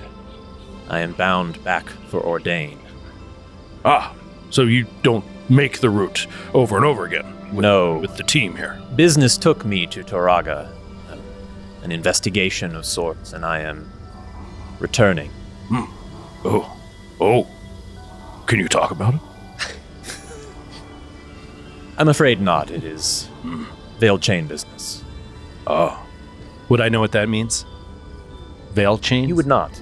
Okay. Your background is Arcturian? No. No. My culture? Your culture, yes. Which was Lumek. Lumek, yeah, no, you would not. However, Aminet, you are Ordani. Mm-hmm. If you're listening in on this, you would understand that the Veiled Chain are a organization in Ordain that is responsible for social maintenance of order and, to an extent, law enforcement, although they are not traditional police. They are more investigators. They are the investigative arm of the Ordinate. The Ordinate is the ruling political power in Ordain. It's a plurality of several different organizations and bodies that jointly rule the city. And the Veiled Chain is their investigative arm. And so they are a little bit cloak and dagger in some capacity. You don't typically engage with them. They're comprised of inspectors, investigators. Their role is to look into the most severe issues the city is facing. How is the authority looked upon by the people of Ordain? They are generally appreciated and respected. However, there are some questions about their efficacy. This dude is an FBI agent, basically. Or like a PI? To a degree. Yeah, maybe some combination of the two. Okay. He's a cop. It's DEA. His DEA. He looks over at Jake Cool like, Did you Put it out. did you ask him about his sword? I did. Did he let you touch it? He should have asked me first. He doesn't like talking about the sword. Yeah, it was my mistake. She whispers Really under her breath. Veil chain sort of like a cop thing, so maybe get on his good side, talk about cops. Like pro cop or something, I don't know. Do you want to touch a sword or not? My dad was a cop. Anchorus says to you, you are Lumek. I am, yes. Have Proudly. Have you seen action? It's been a while. No, not myself personally. I was close many years ago, and I'm going to see some. I'm going to see some action now. I'm sure you will. Your people are entrenched deeply. The Blood Barons are unrelenting, as I understand. Yes, it is a horrible thing that our people must deal with, but I did part of my service long ago, and I wish to devote the rest of what I have left of my life to it. I respect that. Why do you travel to Ordain? To seek passage by ship. That is the path that my daughter took, and I'd like to find and hopefully be of some help to her. She went off to fight. Despite my protestations, I felt I left it rather poorly. She, of course, has been gracious with her letters, and I found that I can't go on day to day, just at the forge, working as if nothing is happening when she is there, sacrificing her life potentially for such a thing. I feel like I must do my part as well. Lumek in Ordain, you say? Yes. I have been away for several weeks, but I know nothing of this. Well, I passed through many decades ago, perhaps before you were even born. Does he look older, younger, middle-aged? There is something that you know interestingly about Drakon. They are a fledgling ancestry. The first Drakon only emerged less than a century ago. Oh, wow. And so the very oldest Drakon are still not as old as perhaps some of you or others in your company. So were they like just ambiogenesis? Like, did they just appear in the world, or did they come from the abyss, do they think? Or like, It's a fascinating question.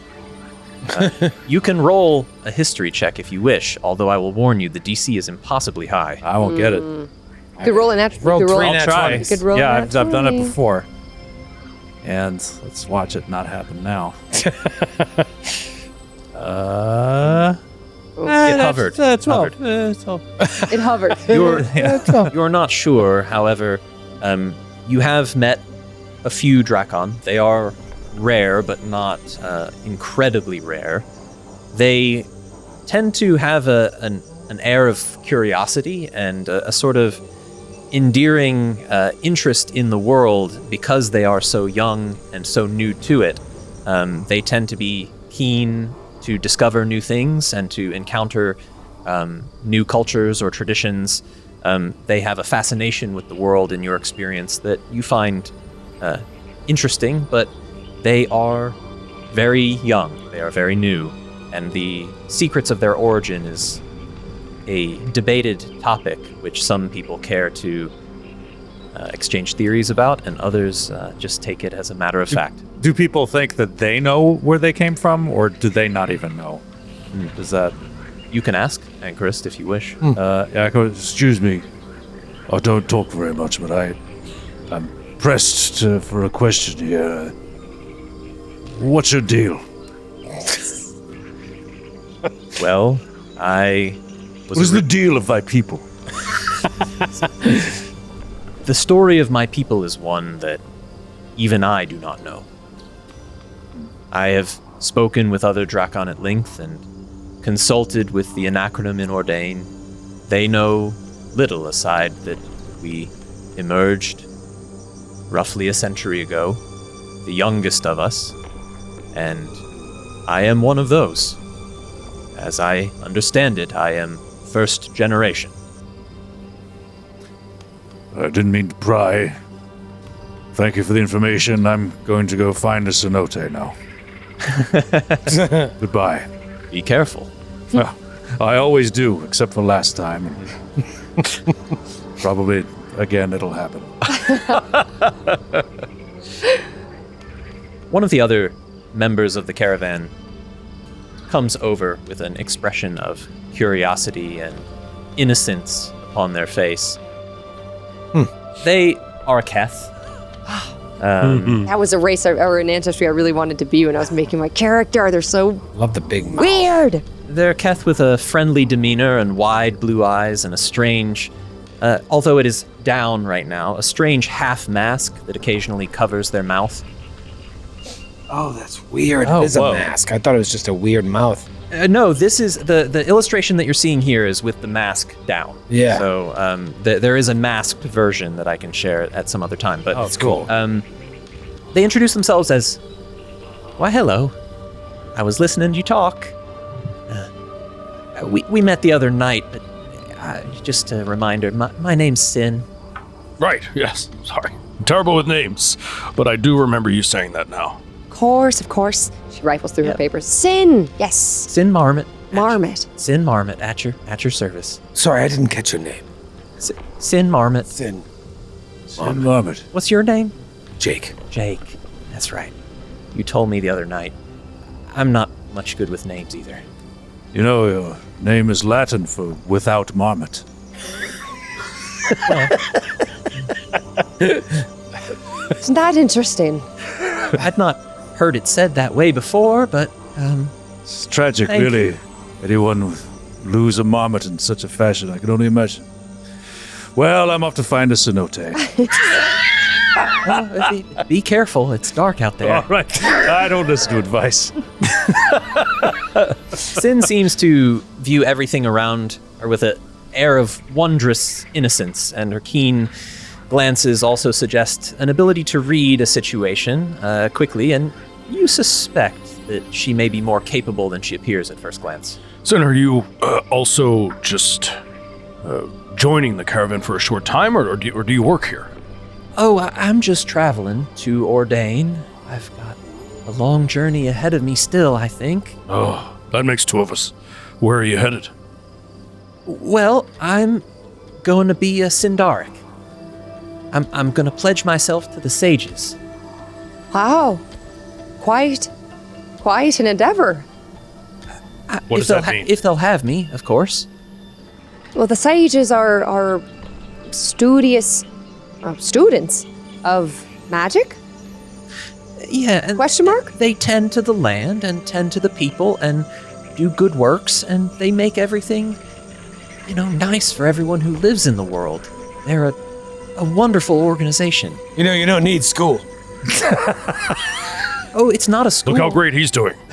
They're knowledgeable and patient and wise, and I've heard such great things about them and all the works that they do. And Why now? Why are you joining now? I grew up in the Corb, right? And my people, I reached an age where it's my turn to travel, and so this is the time for me to pursue my calling. What age is that? Oh, well, I'm 19. Be 19 again. It's a fun age. Really fun. Fun age. I was 1971 years ago. My God. Couldn't tell because of your mask. Sin says, "Oh, well, I imagine you've seen some things then."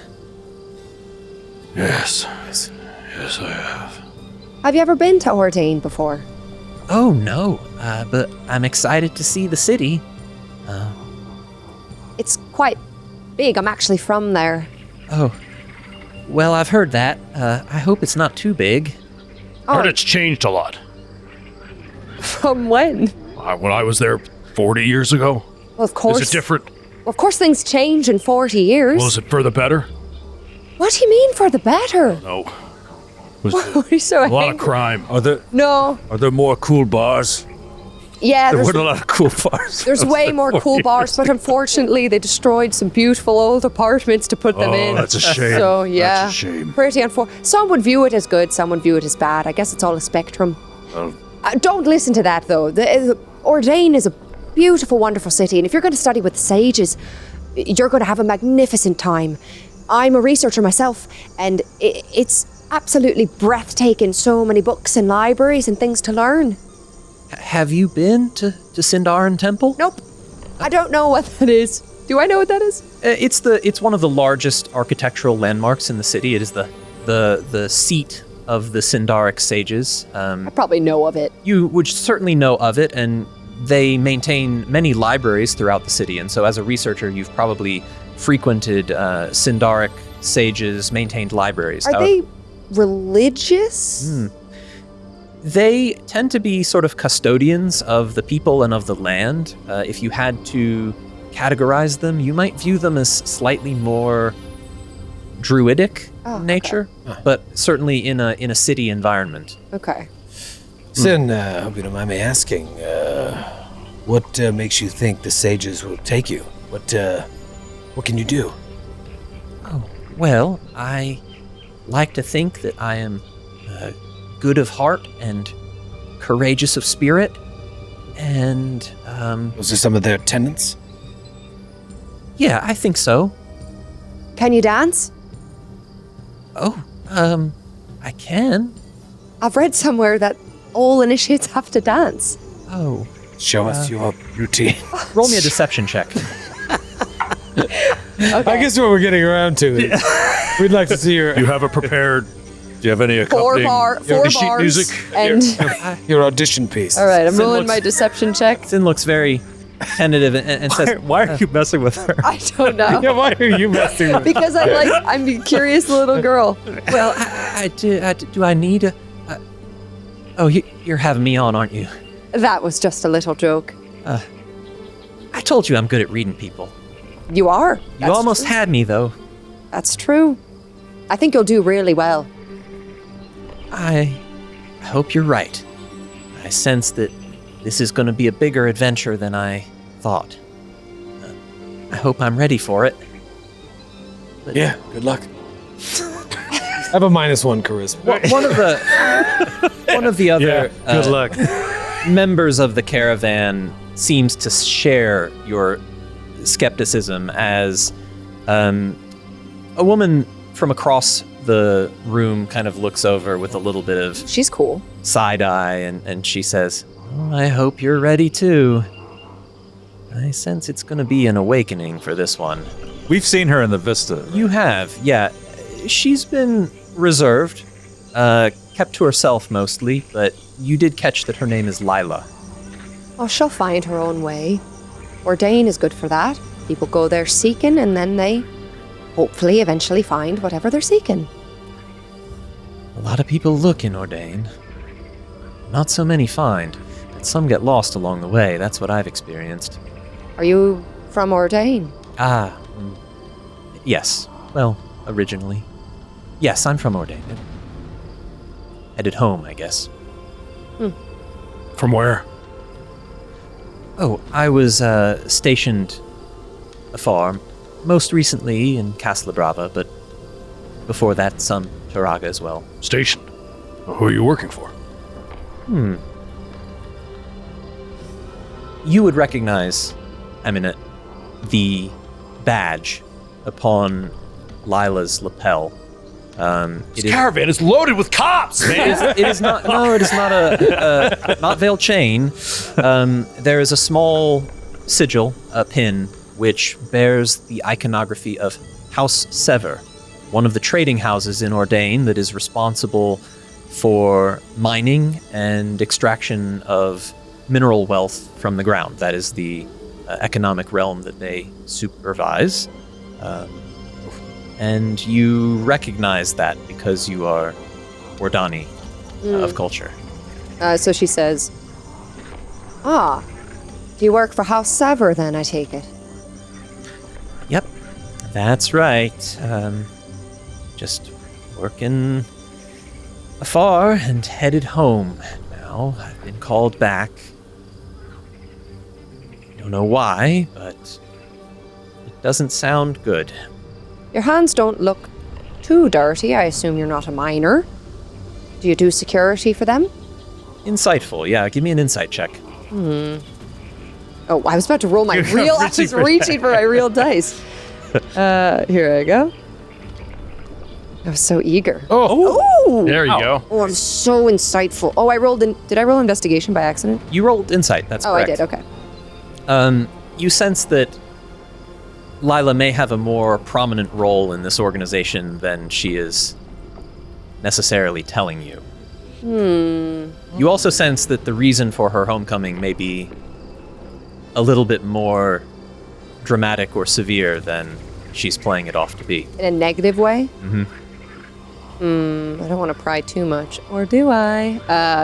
Eminette, is looking her over, and she sort of says, well, I don't mean to pry, but I notice your boots aren't scuffed, your hands aren't calloused, and your hair is neatly parted with pomade.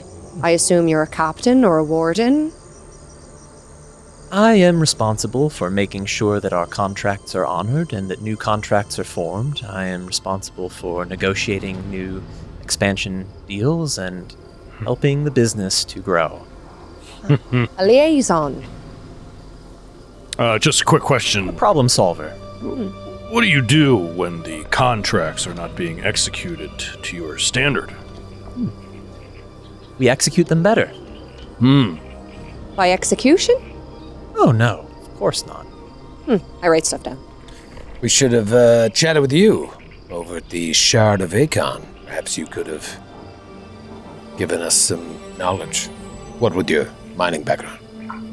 Well, I didn't know too much about it, but you're more specialized at getting things out of the ground, less about things that crashed down into them thousands of years ago. We took a chunk of it.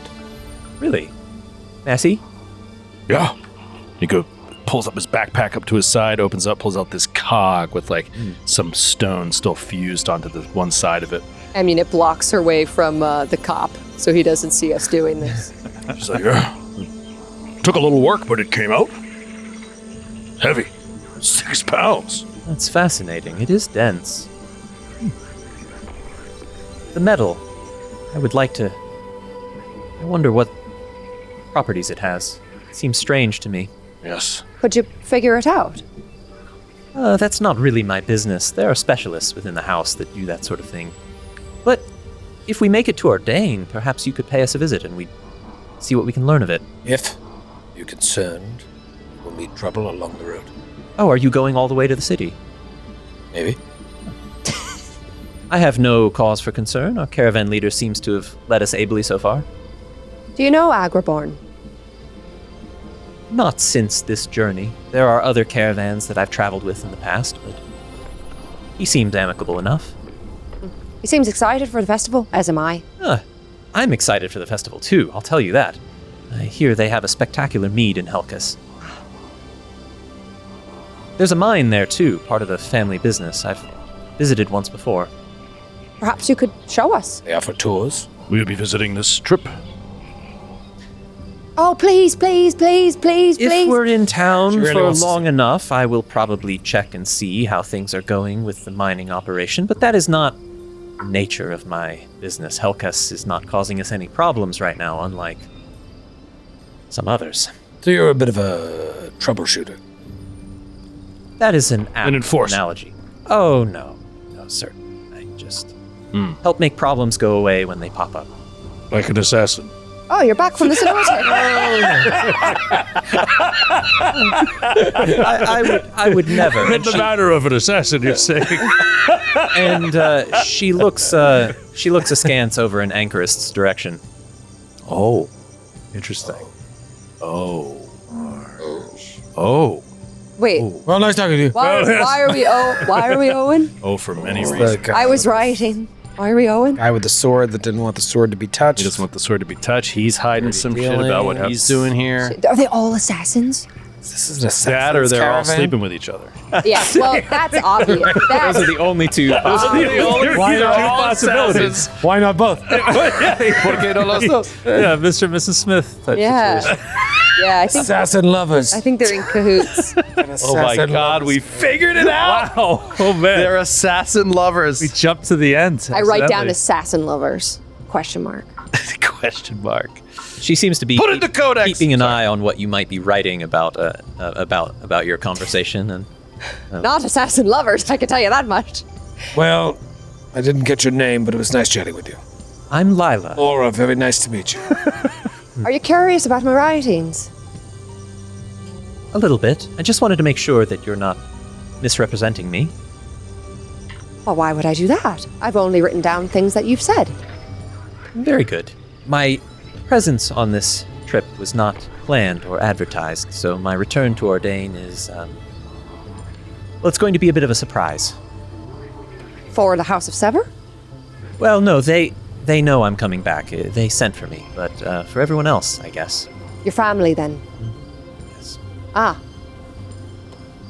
A surprise in like a happy birthday, or a surprise in like Maybe more of a like, oh, she's back, kind of thing.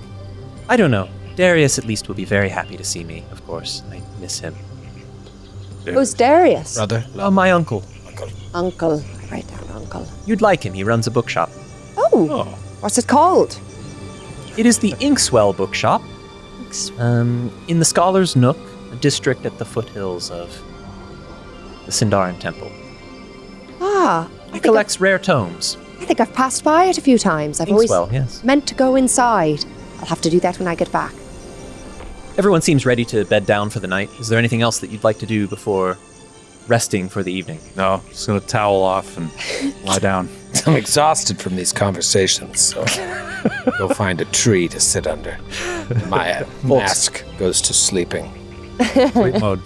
I think that Ignatius will. He actually does a nightly prayer. So he will do a small ritual that is very contained. Perhaps just some words are said. Now, I don't really. I want him to have this divine sort of connection. And I was imagining Ragan. Does that make sense? Is this like a god or? Rajan is the Rajan? elemental moon of fire, and so that would probably be less of the subject of your prayer. It's not like a deity. Not a deity. If you were wishing to have a deity that you would patronize, it would most likely be Lume. Lume is the deity that is the actual, not just spiritual, but literal physical leader of the Lumek, who champions and leads their defense and war against the hordes of undead. Oh, this is an actual physical being? It is, yes. Lume is an actual, tangible goddess who is the present on leader Ember. of yes. And is She walks the earth. and is like ageless or has been around forever, to our knowledge. To your knowledge, yes. Wow. all right. Okay. Yeah. Wow. Can't lose. For real. We Lume literally is- have God on our Lume side. is the daughter of Naor, and Naor being the Yeah, origin of the Fej. So Naor created the Fej, Mm-hmm. and Lume. I didn't realize that Lume was living. So Lume Yes. is the one that has repurposed them into a force of defense against this undead threat. Against the terrible threat Because- of the undead. Not their original purpose. Right. But, Their original purpose was like to spread art and beauty and That's whatever. right. That's so cool. And so she has that is repurposed cool. them to fight this. And the reason being that like, and this is why I kind of got tied into the Rajan thing, which is like, it's the moon of fire. And there's this element to it when you read that section of the player's guide that's like, it was originally a world of like beauty and love and whatever. And then verdant growth. Yes. verdant growth. And then when that abyssal tear happened that you talked about, like things changed and it becomes more It's a like symbol. ruined and- Yeah. Oh, interesting. Well, it's It's saying now that- very charred. right. Yeah. It used Now to it's be the charred groves moon. of flame-wreathed trees and kind of this interesting mix between sort of primordial growth and fire and replenishment. Oh, that's sort of like endless cycle, like Yes, like in a forest. and now Rajan is scorched and charred, and only a scarce few groves remain, smoldering cinder. Fell out of balance. Yeah, but it kind of has this idea to me of like fire originally being, this force of creation, love, Yeah. beauty, and then it has to be repurposed as a weapon, basically. Yeah. It's Yeah, that really is cool. That is cool. Needs must. So Lume, he will do a small prayer to Lume and hope that she can hear him, let her know that he is on his way to help in this, and that maybe, perhaps it's one small thing, but perhaps bringing knowledge of this cog that he found, this sort of like ancient metalworking, could help in some way. So he's hoping that that's the case. But yeah, in his own small way. You pray to Lume to guide your actions and to allow you to be forged yourself into a vessel to accomplish great things and to rebuff the terrible influence of the undead and to find your daughter. Yeah, awesome. Anyone else? Any action you're taking before? Okay. I'm going to go ahead and perform that long rest and advance to the morning. Agraband is planning for you to get a fast start in the morning, and so the night passes uneventfully. The outpost where you're staying is a good secure place to be. But around 7:30, everyone's roused up and ready to go, and Agraband calls the caravan to action and says, "All right, friends, if we are going to make Ordain, or going to make Helkas, we need to be off today. It's going to be a long day's travel ahead of us once again. Before we depart, I'm going to show you. I meant to bring this up during the evening's activity. I'm going to show you the visualized representation of the Cosmos map. Right. Oh, there Yeah, it is. yeah. This that's was cool. on me for not thinking to do that during the prior event. The night sky last night was exceptionally clear, and so this was a good opportunity to gaze up at the heavens and to see that Maius is now was just approaching its zenith, now at its zenith, and so Jake, you certainly feel the pull of that as you sense that Maius is in its full strength right now, and Orbis is following on behind it. And this is a cosmological model that evolves in real time as time progresses. And so just to show that off a little bit, I'm just going to rewind a day and then go back. Not actually changing the true time of the world, but just to kind of That's exhibit. so cool. Look at So- that, man. Oh, come on. This is me rewinding time, so this is going in the opposite direction. But then if we move time forward by a day, you'll see that the moons, the lunar cycle, the sun, everything evolves. The inner realms very slowly that define the seasons. Those are circling around the weave at the outer edges of the cosmos. So the weave that is acting as a veil to protect Ember and everything within this cosmos from the abyss, that's this pinkish sort of That's right. haze Yes. around the outside of the sphere. And built upon the outer shell of the weave, there are the three inner realms of Signara, Luxarum, and Primordis, and they are esoteric and sort of not very well understood to most people on Ember, but their passage does define the flow of seasons in the world. That's so cool. That's awesome. To invent a whole cosmology. It's like, That's it's so amazing. fun. And so this is something that, as the GM and as the players, you can refer to at any time to see, like, what's the orientation of the cosmos as it does affect some things from a gameplay perspective. And you can see which moons are coming into phase or heading out of phase, or which ones are maybe approaching a convergence that might be a meaningful gameplay event. And does that have actual mechanical influence on like could you have like a +1 to hit if some moon is in phase? Like, is that a thing? Well, you already have a subtle bonus to damage resistance from your particular lunar attunement, and there are other things that you can get over the course of play that depend on the lunar phase, whether it's your own attuned moon or some other. There are items which interact with the lunar phase. There are quest events that only transpire if if a certain moon is active in the sky. And so, there's certain like rare events that will only happen at a very particular moment cosmologically in the gameplay. Makes me think of you all watched Avatar: The Last Airbender? No. It's the moon. What? Did you? I've No. never heard of which. This is the worst day of my life. This is insane because like I think that I'm just maybe old enough that like it came out at a time when I was like, that looks stupid, and like never had any interest. And there's all these Last Airbender things, just like a whole RPG. People love it. It's a great show. Yeah, like people love it. That and I'm show's like, for babies. That's Anyway. it shows for children. I rewatched it during quarantine because it was really good. But there's a whole episode that has to do with like the elements, and there's the moon goddess and the fire nation. And at one point, because of the way that the moon is eclipsed, the moon goddess and like all these waterbenders lose their powers, and the Fire Nation just like demolishes them. And it's a horrible episode. Like, it's really sad. But this reminds me of it, where it's like when a moon is in its zenith, you right. gain all this like. Did you see The Last Airbender? I've seen it. Okay. Is it as good as Almost Sydney says it is? everyone has seen it, so this is weird that you guys haven't. I don't disagree with you. I probably belong to an age demographic where Avatar was like, something that you watched when I was younger. Okay. Yeah. You watch it when you're a kid, but I think it's still, you can But enjoy then it. you- You can enjoy it for what it is if you I'm watch 30 it. Grow older. years older than you. And you You can watch it and appreciate it as an adult. okay. You could also not do that. Or you could not. Or you could put aside childish things. That sounds And stupid. advance your life. That sounds stupid.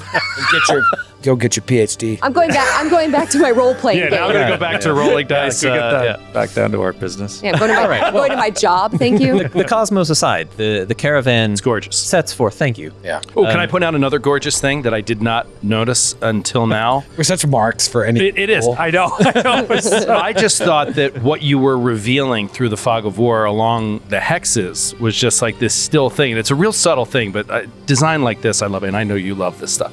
Did you notice that all the borders are like smoke? Yeah. They're all I animated. did not notice that. It's like your periphery, like you just can't see They're beyond. kind of barely moving. It's not just like the still. Oh, this hex, is visible, and it's just like a harsh line around it. Like these design choices they're high quality. Yeah, very cool really cool. stuff. Keora, our art director, will be thrilled to hear you say that. Yes. And they have done spectacular work on orchestrating the visual side of Ember, Yeah. end to end. That's great. We tend to tackle each different halves of it, where I'm a little bit more focused on the game direction and a little bit more focused on the technical aspects of it, while Keora handles everything that's beautiful and pretty and compelling. Yeah. And also the narrative and lore as well. So Awesome. Awesome. all right, well, away we go. The caravan departs from the dry outpost, headed towards Helkas. Getting an early start, you venture out once again into the verdant paths. The caravan continues on for a time. I love this. It's so good. The wait caravan till- weaves like a- its way through pillars of rock and emerges into a clearing to behold a strange scene. Silhouetted against the horizon on the cliffs above you and to the east, an ancient spire of rock stands watch over the ravine. A great arch of stone spans across, beckoning you to pass beneath. Your eyes are drawn upwards by the sudden sounds of crashing rock, and upon the face of the spire, 2 huge creatures appear to be locked in violent struggle. What? One is a great bird with a menacing arched head and massive wings splayed wide. The other is a sinuous drake, its scales gleaming and pale. Uh-oh. The 2 creatures cling to the sides of the spire as they bite, peck, and claw at each other ferociously. Should we just keep going and leave them to it? They seem pretty busy. Let's fight them. What? Agraband holds up his hand, calling the caravan to a halt, and you all stop and watch for a moment. Are you taking any actions? I'm gonna heft my great axe. It's gonna pull it out and stand at the fore, make his way to the fore of the caravan. It's be a stalwart bulwark against these birds. They are distant. They're not right upon you, but They better stay distant. I'll tell you that much. For their own good. Yeah. Jay Cool will kind of slide into the shadows, just in case the battle makes its way down to where we are. I want to be hidden so I can come on and strike. prudent. I cast a message, the cantrip, to Agraband, and I point toward him, and he hears a whisper, and I say, "What should we do? Stay quiet, obviously, but what else?" Agraband mutters to himself, and you hear back, wait. He looks a little concerned. The caravan halts, entranced by the strange scene unfolding above. Anchorist and Lila and Sin and Clipper all gazing upwards with concentration on their faces. The 2 beasts continue their mortal struggle for a time, slamming each other against the rock and fighting for purchase against the slick stone. With a colossal heave, the bird-like creature slams down upon the drake, and both crash into the foundation of the tower.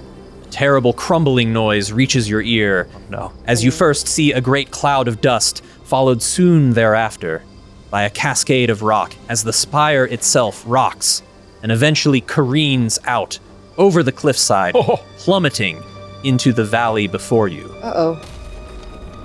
Oh, amazing. Wow. No! On. Holy crap. Oh my gosh. As it falls, it strikes the natural stone bridge ahead of you, its impact shaking the earth and deafening your ears. That's where I was hiding. Oh no, you're dead. Jake! You just see a blue hand. Jake Cool! Jake! Just a mask. Oh my god. Well, we can't go that way I'm anymore. gonna run up and just start trying to pry stones away and toss them aside. I assume vainly trying to tunnel through. Yeah, the crashing of rock assaults your ears for a time, and you lose visibility of what is before you as the dust obscures your vision. But as the dust clears, the strange pale drake takes flight overhead and soars off into the eastern sky. Of the other winged creature, no sign remains. Oh no.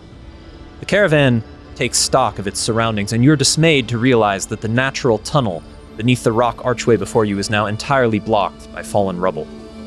It appears that the tower struck the archway during its collapse and careened over the far side of it. Great slabs of weathered stone and sections of cliff face now fill the underpass, blocking all but the faintest glimmer of light from the far side, and undeniably halting your progress. Is there another way around? Where's that bird creature? Perhaps Anyone see it? It could still be here. it might be crushed under the rubble. They were fighting it. Look for feathers. I look for feathers. Is there any sign of... I'm digging through the rubble. I'm trying to Yeah. So, looking... I'll scan the skies. Surveying the damage. If you're surveying the damage, roll a perception check for me. I would say, Skid, for you, and if you're checking for the state of the thing, you can roll survival. Survival, yeah. Jake got a 15. 17. All right, very good. On the perception side, you realize that it looks like this collapse is going to seriously halt the caravan's progress.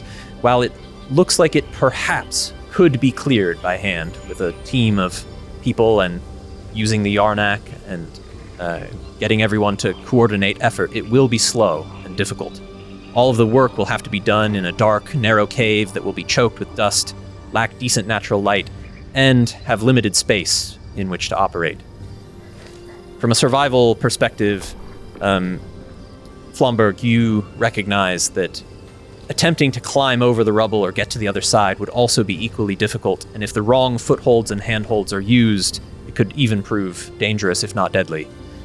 Most of the caravan contingent would not be up for the task, and even those who are would be taking a risk, and there's no way that the wagons and the Yarnak are getting through. Back where we broke camp, there was a river we crossed. Looked like there was a passageway south. Do you know, how far we'd have to go out of our way to perhaps just go around this?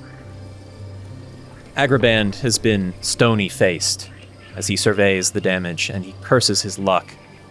But after assessing the situation for a moment, says, "Well, there are perhaps other routes through, but I don't know them well. This is the way that I am accustomed to taking, and I know not the landscape of the rest of this region. I suspect there are other ways, and we could try and find them, but I am reluctant to reroute the caravan on a gamble. Maybe the safer thing to do is to clear the way." No, it's not safe. It's not advisable. I think the stone bridge has lost all its integrity. If we start removing rocks from beneath it, we could cause a total collapse. We should say that Drake won't come back. I hate that Drake. Yeah, that Drake really fucked it all up for us. I'll kill it. I'm glad you're here to protect us, but the Forest of Stone can be treacherous in other ways. We have the power here to move this stone. It will take some time, but we are ahead of schedule. We could clear it, and I don't know, the last thing I want to do is to try and seek some alternative route and end up getting lost and not make it at all. Ignatius will look toward, is it Lila? Lila. He'll look toward Lila, just be like, "Well, you know a thing or two about mining here. If we start digging under that, is it going to collapse on top of us? Or will it hold?" She looks at the stone bridge and thinks, I think it could be cleared. You'd have to haul the big pieces out. It would take some time, but it looks like the archway overhead is still stable, fortunately. Hey, the archway is stable. All it'll take is a little hard work. I don't know. She said herself she doesn't even do much mining. Look at her boots. Unscuffed, unsullied. I don't think so. No offense to you, Lila. I take a Korak Frank Flomberg's opinion into the highest regard. Yes, listen to me. I am the Korak. I am Flomberg. Seems we're at two impasses. Am I right? Agraband says, I don't want to be risk-averse, but I think there may be a compromise here. We could keep the caravan here. This site seems safe enough now that the Drake is gone, and we could start clearing the rubble, but perhaps hedging our bets would be wise. What if we send a scouting party to look for alternate routes? There might be a way through, but I'm not ready to turn around on the idea alone. If you could find an alternative path, we could either follow you, or perhaps even if you can find a way to get to the other side of this collapse, it might be much easier to clear on the far side, and we're not stuck inside this cavern. Sounds very reasonable. Good point. Yes. I'll even compensate you for the trouble. That's what I was... It's important for wait, us. you're saying we're the scouts. Oh, we're going? Whoa. Well, I have to stay here with the caravan, and someone would need to go. You look capable enough to handle the task. Perhaps the assassin lovers. Right. Perhaps the guy with the giant sword can cut his way through the forest. No. I understand. I'd rather stay moving anyway. Well, if the offer is open to anybody, it's important that we reach Helcas. My goods are going to be no use to anyone if we're not there in time for the festival. I'll give you 100 gold pieces. Oh. Each? Total. Oh. 100 each.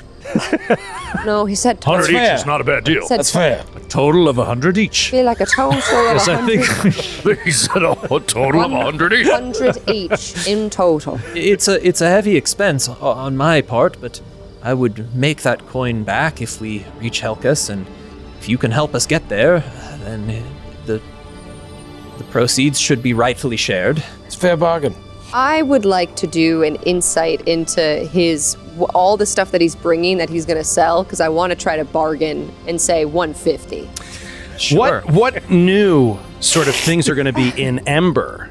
They're going to help DMs deal with piece of crap players that are going to nickel and dime you on every quest coin total. Well, Squeeze another tools. 15 gold. safe to say you have a that roadmap towards tools to deal with. safe to say that we anticipated the potential of this line of inquiry. So there are skill checks provided. Nice. And so we'll start with an insight check. Let her to see try. if you Let can her assess try. the value of the caravan's wares. Yeah. Cindy! It seems as if What are you doing behind the scenes? What are you doing back there? I have Is this the safeguard? Oh my god, that is amazing. If Ember had a DM natural 1 button that they could just that hit would be in the awesome. middle of a roll. You guys should do that. it does not have such a button. It would be so funny, That'd be though. so amazing. Be a little cruel to play. It would be a little Well, cruel. we are pre-alpha. These are We are pre-alpha. these are straight up rolls. There's no manipulation happening. But you're not sure. The value of the goods on the caravan. It seems like Agrabah might be able to make that money back, but it's not your area of expertise. 100 sounds too generous. We don't want to put you out. How about 80? Wait, why are you negotiating? Just stop. We'll take 100. You don't need to talk me down. I'm asking you to take some risk. I know, but I think this is the right call. We need to scout and learn more, because clearing this might be possible, but there might be a better way. Knowledge is what we're lacking right now. How will we communicate with you once we presumably find the other side? A good question. Clipper, come over here if you would. Clipper hastens to Agrabah's side and says, what is it, Aggie? And Agrabah says, I'm going to send them to scout. We're going to need a way to keep in touch. Can you give them one of the stones? And Clipper looks askance and says, oh, not again. You know what happened last time. Come on. What happened? What happened last time? They're talking to each other, and Agrabah says, no, we need to keep in touch. I promise, if they lose them, I will reimburse you. You can get a replacement made in Ordain when we get there. And then Clipper says, but what if they die? What if they don't come back? You're looking back and forth during this exchange, going, Why would we die? Sounds like a very real possibility. What happened with the stone? I think the other people died. At Agrabah's insistence, Clipper reaches down to their waist and unfastens a polished stone off of a strand of beads and tosses it over to Agrabah, who in turn hands it out for one of you to take. Get it. I have a quick question. Does everyone that takes a stone die right after? He touched it first. No. Listen, Clipper is just concerned because this is a precious resource. It's a way of communicating over long distances, and How does it work? well, you Hello? Squeeze it. once Can you hear me? once per day. Why would can- you take it, the stone? Out of all of us, why? The stone of death? Would you like it? Once per day, you can activate its magic to contact us, and we will be able to hear you no matter the distance that separates us, and be able to send a Right. brief response. But only once per day, and so you should choose your moment carefully. If you find a path through, then you should contact us, or if you are preparing to camp down for the night, let us know so that we are aware of your progress and can tell you how things are going here. Is there a word or character limit? It must be a short phrase. Flipper says, usually you can get away with around 28, 9, 30 words or so. 30 words, yes. Good. Okay. Perfect. This sounds smart to me. Let's go. Agaban, I am loath to leave the site of this caravan, which I've pledged by the very moons to protect with my life. But whatever. Well, Flomberg, by finding us an alternative way through this mess, you'll be serving the caravan well, and I'm glad you're going with them. Yeah, that's a good way to put it. All right. Can we take some rations with us? You may. I mean, I assume you're already provisioned to a degree, but yes, Agraband can certainly provide you with rations. Like a for few the journey. candy bars on my way out. Who's taking charge of the paired speaking stone? Old Ignatius over here. Okay. I put it in my backpack. We'll contact you when the time is right, and I'm glad, Flomberg, that you're coming with us. You seem very capable warrior. Oh, Agraband says, try and look for a path around to the other side of this blockage. If you can help us get through, or find a path that we can follow, let us know. And we'll see how things go, and then Anchorist here will help me coordinate efforts to clear the blockage. We'll harness the Yarnak and... Well, anyways, safe travels. Be cautious. This region is treacherous at times. Flipper chimes up and says, there was that Anachronom expedition that came through a couple months ago. They were headed out. I wonder if you might track them down. We supplied them, remember, Aggie? Agraband nods and says, there is, I think, an archaeological expedition out here somewhere, although I don't know exactly where. Lila, who's listening to the whole conversation, also says, there's also Yakoshta. It's a mining settlement somewhere to the south, I think. It's actually not ours. It's operating outside of Sever Purview. I don't know much about it, but I think it's somewhere south of here. They must have a way to get their wares through to the Arctis Plateau. Okay. Some options. So Is this something that would appear in the codex, or is this the kind of like these potential locations, or is this something we should keep in our journal? You should keep... Part of this will appear in your quest journal once this event is concluded. Yeah. Part of it may be that you want to keep some additional notes yourself. We're always workshopping exactly how much detail goes into the journal. Yeah. I think that the choice will become a little more clear as you proceed. Sure. So we're in sort of a valley here, right? Leading up to this. It's like everything is a valley here. It's like a Everything ravine is a valley. that we've been Yes, and moving so at through. this point, I'm going to actually place the party banner on the map as the caravan is staying behind, and you now have control. You have the wheel. Oh, wow. Oh, wow, And so the agency is yours to begin exploration of the world as you see fit, having established a plan with Agraband that you will scout for a passage forward. It is now over to you to do so. So there is a passage to the north, but it seems like the one that Jake was talking about is to the south of this river that we would have crossed this morning. And the mining settlement Yeah, that might be down probably that the- way somewhere. Yeah, the mining settlement, Lila says it's somewhere to the south, but it starts raining, an inauspicious Look at start that. to your Come journey. on. Oh, what You the? planned that. No, that's random. Voting. The Wow. weather evolves, and sometimes for the better, sometimes for the worse. Wait, are you serious? It's random? Yeah. And wow. It's procedural. Wow. It's procedural. Yeah. Oh, that's cool. So That's- you didn't that's turn great. on rain. I did not turn on rain. Wow. So we Wow. started and immediately starts right Yeah. son of a course. like Ask for more money. 100 yards and you look back. Yeah. They're just under the overhang. Yeah, they're all completely dry. Waving. Yeah, good luck. Nice. Flipper did say as you're departing that they think the Anachronom expedition went somewhere north. I think the miner's place sounds better because she brought up a good point. Like they have to get their Stuff goods out to the somehow. Arctis Plateau. Yeah. Which then they might use the route we're using, I guess. But Maybe. It might. Maybe not. Yeah, it would seem weird for them to go all the way back up and around. There must be a quicker way. It would also, like, instinctively, I would want to head the direction that we're already trying to head, which Right. is south. So, Yeah, okay. Well, you know that Helkas overall is somewhere to the east. okay. So, Yeah. interesting. You backtrack westward. This decision might have to wait for a moment. You backtrack westward through the steep ravine towards the large clearing that you passed earlier. As you draw closer, you recognize some of the pink and fuchsia vegetation that dots the landscape, but something about the scene isn't quite as you remember it. Perhaps merely the change in perspective. As you survey your surroundings to look for landmarks, a sudden guttural hissing noise just overhead startles you into action.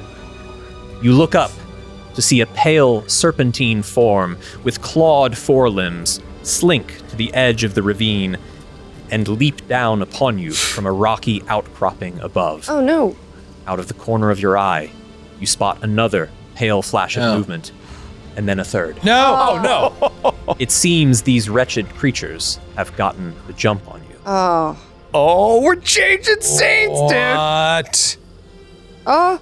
Oh, wow. Oh, here we go. Oh, my goodness Oh, look gracious. at us all moving. All right, so you are traveling from south to north, and as you scouted out this area, something has suddenly happened.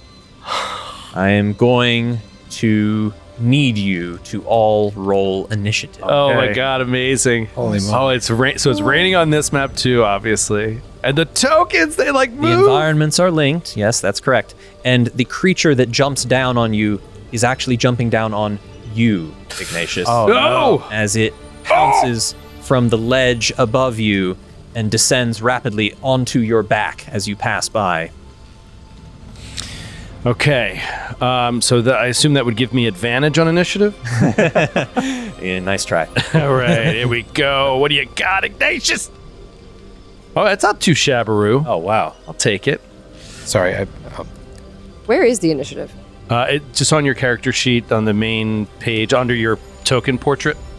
So you can just click that and it'll roll it. saw it earlier. In the That's not it. Yeah, you can also roll on the combat tracker itself, which is the cross swords on the sidebar, which you can right click to pop out if you want to make it something that you keep on your screen. Awesome. Yeah. Okay. Let's go. Joe, hopefully the balance of audio will be okay, but I'm going to change the music here to be a little bit more tense. So Okay. I was just literally just thinking that. I was like, if I was mixing this, I'd immediately make it more tense now. Oh, there it is. There we go. There we go. There we go. Tonal change. And I'm rolling initiative. You are. That's right. Found it. Cool. And it wasn't that great. Okay. The battle ensues. The dice knew that this was what needed to happen. The first Drakeling to react is the one that is just above you on the ledge, Ignatius. It starts about 20 feet above you, but then suddenly it pounces down to ground level as it launches itself at you with a sort of violent frenzy. A quick comment of description as it attacks, as you all look back. This Drakeling's serpentine body is accented by a thin and ragged dorsal ridge and a pair of discolored spotted frills around midway along its on the side of its body. Near its head, it has a pair of strong, clawed forelimbs which allow it to climb and maneuver easily. Its head is dragon-like, with a mixture of horns and scaled tendrils growing out the back. This Drakeling appears to be sick or afflicted with some strange condition. Its coloration is strange, and it is covered in what appears to be unsettling yellow pustules that emerge from unhealed wounds. Ew. Despite the presence of these injuries, it does not appear to be slowed down or hindered in any way as it pounces towards Ignatius. Its eyes are a cloudy white, and it moves its head constantly, sniffing the air. Back and forth, periodically it opens and snaps its jaws shut, as if seeking to locate its quarry. These signs suggest that the creature may be entirely blind, and perhaps compensating for lack of sight with other senses. Okay. Each time the creature's mouth opens as it lunges towards you, it reveals a maw filled with rows of small, razor-sharp teeth and sprays specks of acidic saliva onto its surroundings that drops sizzling against the stone. It lunges at you, Ignatius, its jaws open wide, and it attacks. Oof. With disadvantage. Oh, disadvantage. Oh, good. Okay. Missing you as it senses with unseeing eyes, trying to find purchase on you. Might have hit, if not for its lack real. of Natty perception. 19, if not. It misses, and it lands at the ground behind you, sniffing the air, trying to find you. Okay. Jake, you are surprised. I am surprised. You therefore certainly spend am. your turn exhausting the surprise condition. You are no longer surprised at the end of your turn, but you do not have the opportunity to act this round. The Drakeling to the west of you, up on the ledge, slinks to the ledge, sniffing at the air and sensing Amunet as the closest target, opens its jaws and unleashes a spit of acidic saliva in your direction. Ew. A projectile Gross. of Icarus malevolent Ew. substance which flies wide and splatters on the rock behind you. Smoking residual acid fills the air, and the acrid scent clouds your nostrils. A third Drakeling, the flash of movement that you saw at the corner of your vision, comes slinking around the base of the stone to the north, coming at you, looking for prey. It gets close enough and catches the scent of Flomberg. It spends its action. The scent of Flomberg! I think we have the title for episode 1. Scent of Flomberg. I'm familiar with that scent. The scent of Flomberg. It dashes towards you, but it spent its action to dash and therefore takes no further action this turn. The rest of you spend this round exhausting your surprised state. It is the top of the round, and the Drakeling that jumped down at you attacks again. Oh, no. Why am I still standing here? Okay. Oh. This time, it hits. As you react, you take a step back, and it lunges again at you, redoubling its effort. Maximum damage. Oh my god. 11 points of damage. Oh my God. We don't have a lot of hit points. Do I have? Remember, you have Do I still have temporary. the 2 temp? I was going to ask you. Great. Okay. I didn't know if that was just a I was gonna ask 24-hour about that. thing. Okay. yes, a terrible blow as it sends you staggering. Yeah, it surely does. Yep. Thank God for those temporary hit points. Indeed. Jake, you now have the capacity to act as you've been surprised by these malevolent creatures. All right, Jake, seeing Ignatius in trouble over there, is going to try to slide into flanking. There's a wall there. Sorry, Ignatius. I'm going to try and flank with the one with There we go. Flomberg.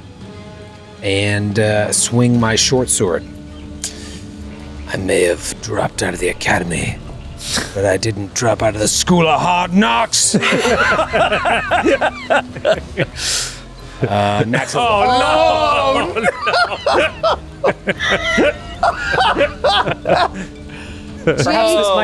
Perhaps this might be a moment so that your character's first introduction is not tinged with regret.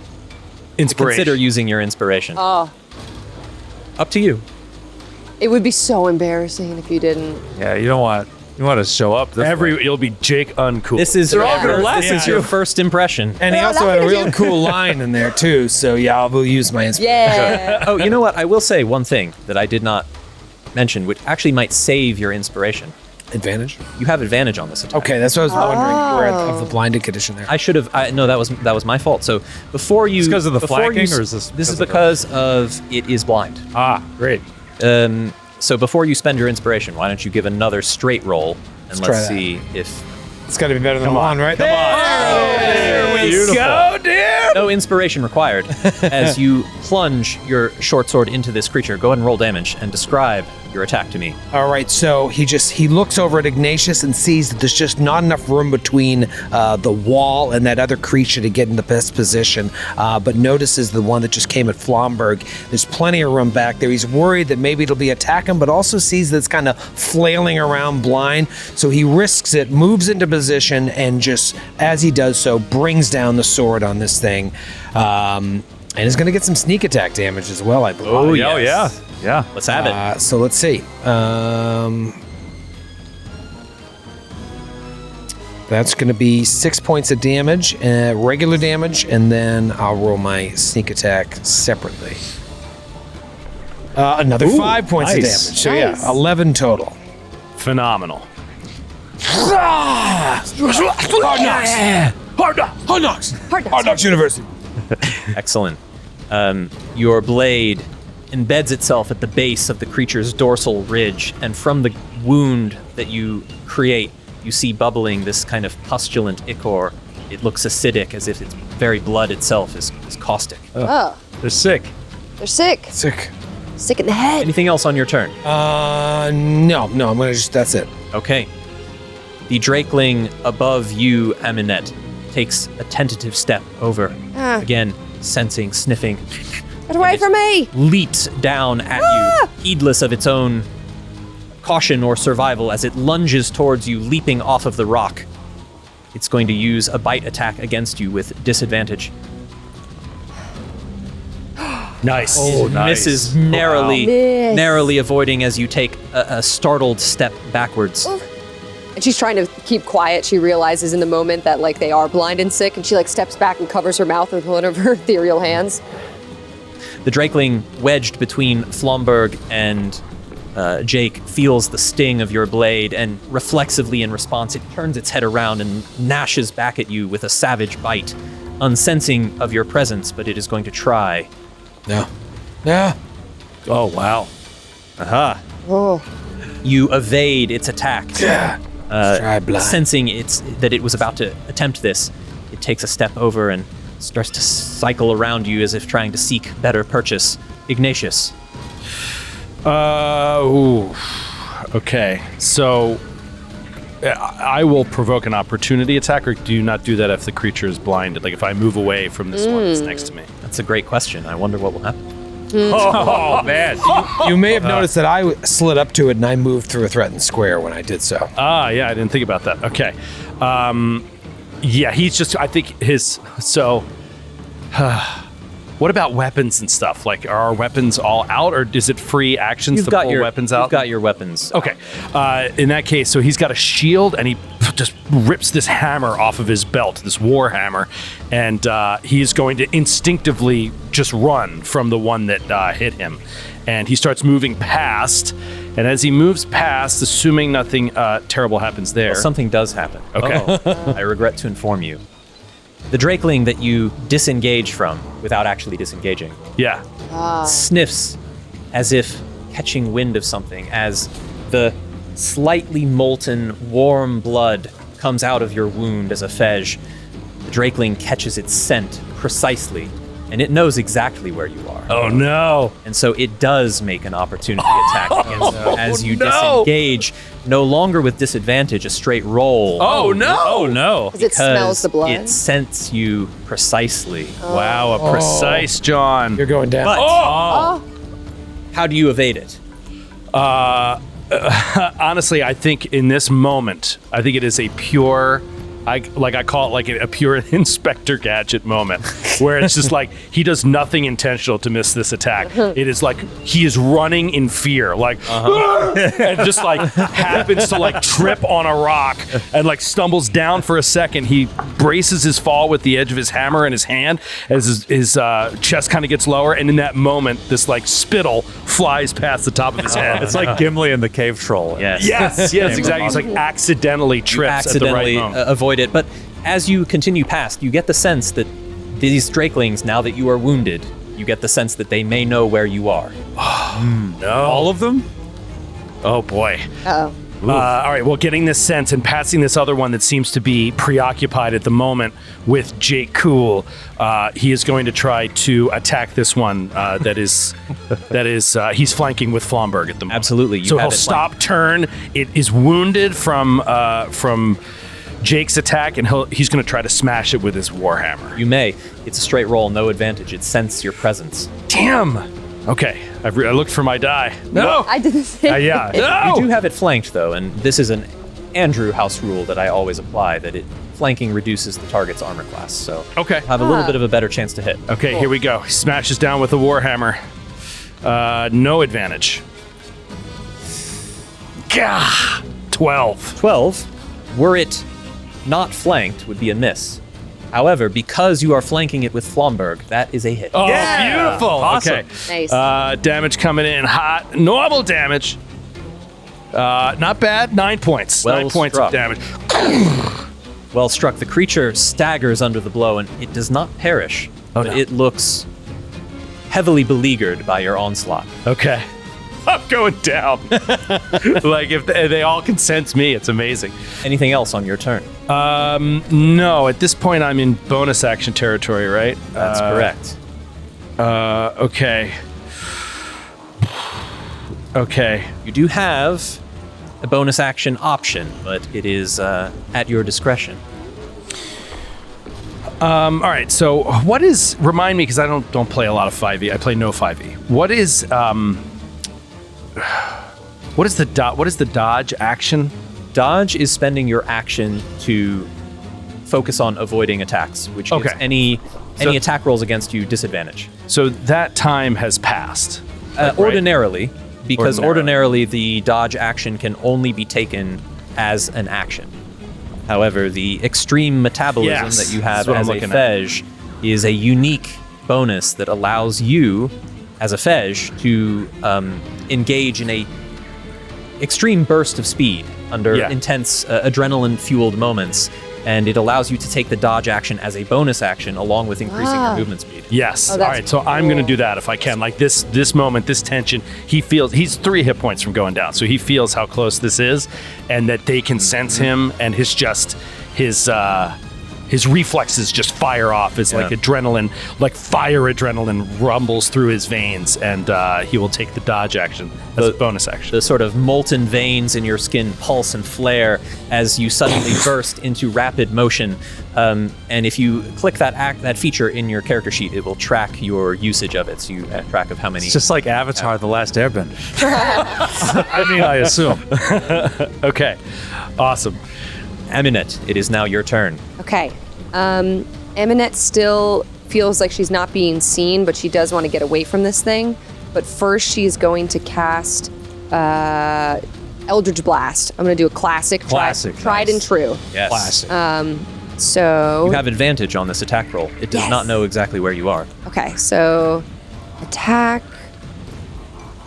situational. Can I do? Oh, advantage. I see. Cool. Oh, come on. Oh, wow. Oh, nice. Huge. Oh That yeah. is an excellent hit. Big hits. As your crackling blast of energy courses into the creature. What is the visual manifestation of your eldritch energy? Yeah, I think like her ethereal limbs are so used to casting somatic stuff because basically one of the things about this ancestry is even if I hold weapons, my ethereal limbs can do somatic components and stuff for spells. So I think she doesn't even use her real hands. Yeah. Like the ethereal limbs are doing all this sort of Doctor Strange stuff, but then from her real hand, this just energy just shoots out. Fantastic. So this crackling blast, let's see, hopefully I do What a lot. color? Oh, Eldritch Blast? I think it's probably like a dark black purple. Oh, okay. Yeah. All right, normal hit. Here we go. Pretty Nice. respectable. 7 7 points of damage that slams into the creature. force damage. And then, okay, so I know they have opportunities, but I think she's going to then move away from this thing to try to get some distance. 25. Okay, she's going to move her full speed, does it? Yeah, it's like it senses that you might be moving away, but it does not see you. You're not wounded. It doesn't know exactly where you are, and therefore it can take no opportunity attack. Yes. Can I just? Is this an original creature? Every That you creature in Ember is entirely original. We have Cool. over 150 creatures that Oh. you will have never faced before in Oh, that's so your game. cool. Wow. And so this thing, Wow. it's blind, but if it wounds you, it can then precisely detect you. It can That's scent very- blood very precisely. Love that. How That's have very cool. never seen that before? That's so cool. So cool. All right. Anything else on your turn? Nope, that's her turn. Flomberg. Blomberg is This is standing your there. moment. This is his moment. He is standing flanking one of the creatures. So he goes uses bonus action to go into a rage, Oh yes. and There it is. So how do I do advantage on this? What do I? When you click your attack roll, there will be an option on that box that you can select advantage on the attack. How do I get to my attack roll? In the chat log, when you clicked your great axe, there's this card in chat, which is for your great axe. Oh, okay. I wasn't And on from it. that Okay. card in the chat log, you can make attack rolls or roll damage. Okay, let me scroll down. All right. So he lifts high his great axe, and in his rage, he bellows his catchphrase. Shut up! Yes. Nice, dude. 20. Nice. That is a hit. Come on, finish this thing off. Okay. So scared. Please. Okay. Kill this thing. All right. Keeping us all in suspense. Maximum damage. D12, that's 17 points. 17? Crazy. Crazy. How would you like to end this creature? Yes. He drives the blade of the axe through the lizard's body, through its head, and rending the earth itself to a depth of about 6 or 7 miles. And there's this eruption of magma, like fires up as the mantle of the Discworld shoots up into the air, blotting out the sun and the moon, and causing a second cataclysm. A second shattering? That is Yeah. absolutely how you envision it in your own mind. You asked. I'm sorry. yes, absolutely. That's what How you happens see it when in your Flamberg gets. That's what rushes through your mind at the moment that you bring this axe down with burning, passionate rage, and the creature's body is cleft in twain, and this caustic arterial spray splashes out across the ground, leaving these searing bursts of smoking acid that scatter across the earth. Awesome. This creature is twitching but moving no more. Anything else on your turn, Flomberg? I think Have movement available. I do have movement, so Flomberg is going to. He's got 25 feet of movement, so he's going to get around to the around the south of the lizard. Oh, I guess there's no room there. There's no room. You would have to be to one side of it or the other. That's what I tried to do. Okay, so. Oh, okay, but I can get into like sort of a diagonal position. So he's Yeah, going to sorry. move southwest of the creature to get into. You could be here, or you Potential. could be one more down. yeah, that's good. Yeah. Okay, right up against the cliff face. That's Yep. perfect. Yep. All right, top of the round. The Drakeling that you just moved into combat with is ignorant of your approach. Despite the stomping of your footsteps, it has only one sense, and that is the blood trail that This guy. Ignatius left when departing, and it just starts arrowing towards Ignatius, and it leaves your threatened space. Oh, sweet. Bye. Can I get advantage on this too? It is unaware of you, and so yes, you do have advantage on that roll. Oh, come on with this. Oh, wow. You just Oh, spread my. some around, Flomberg. Oh my gosh. We gotta say, Skid rolled a 19 and a 20. Yeah, just to make it double sure. Let's get critical damage. So when you click the damage button to roll, that you can choose Critical hit. Oh, amazing. Amazing. 2d12. Oh my God. Come on. Are you Oh my kidding God. me? A 10 and an 11 This is on so the die. Flomberg. He's cheating. This is so Flomberg. Now you might cause a Best second thing ever. shattering. That's right. You really did do that. Flomberg, you are doing the Korak proud. Yes, that is actually exactly the amount of hit points it has. So you have taken it. You have taken it from full to 0 with a single cleave of your great axe. Awesome. As it goes chasing after Ignatius. My Oh God. my goodness. Flomberg. Flomberg. This is incredible. You're Deeply incredible. impressive. Deeply impressive. Wow. And disturbing to me at a fundamental level because I was getting ready to do something with it. You could do something cool. Jake. All right, Jake is going to slide down to get into flanking with Ignatius. And Bearing in mind that creature is now dead. They're both dead. dispatched. Yeah, the only one alive is. oh, that one has been dispatched. I'm sorry. Yeah, both of them are on the east side here. All right. Well, I do have plenty of movement to get over there. Obviously, I won't have the benefits of sneak attack, but that's okay. He's just going to come. But you do have the benefits of sneak attack.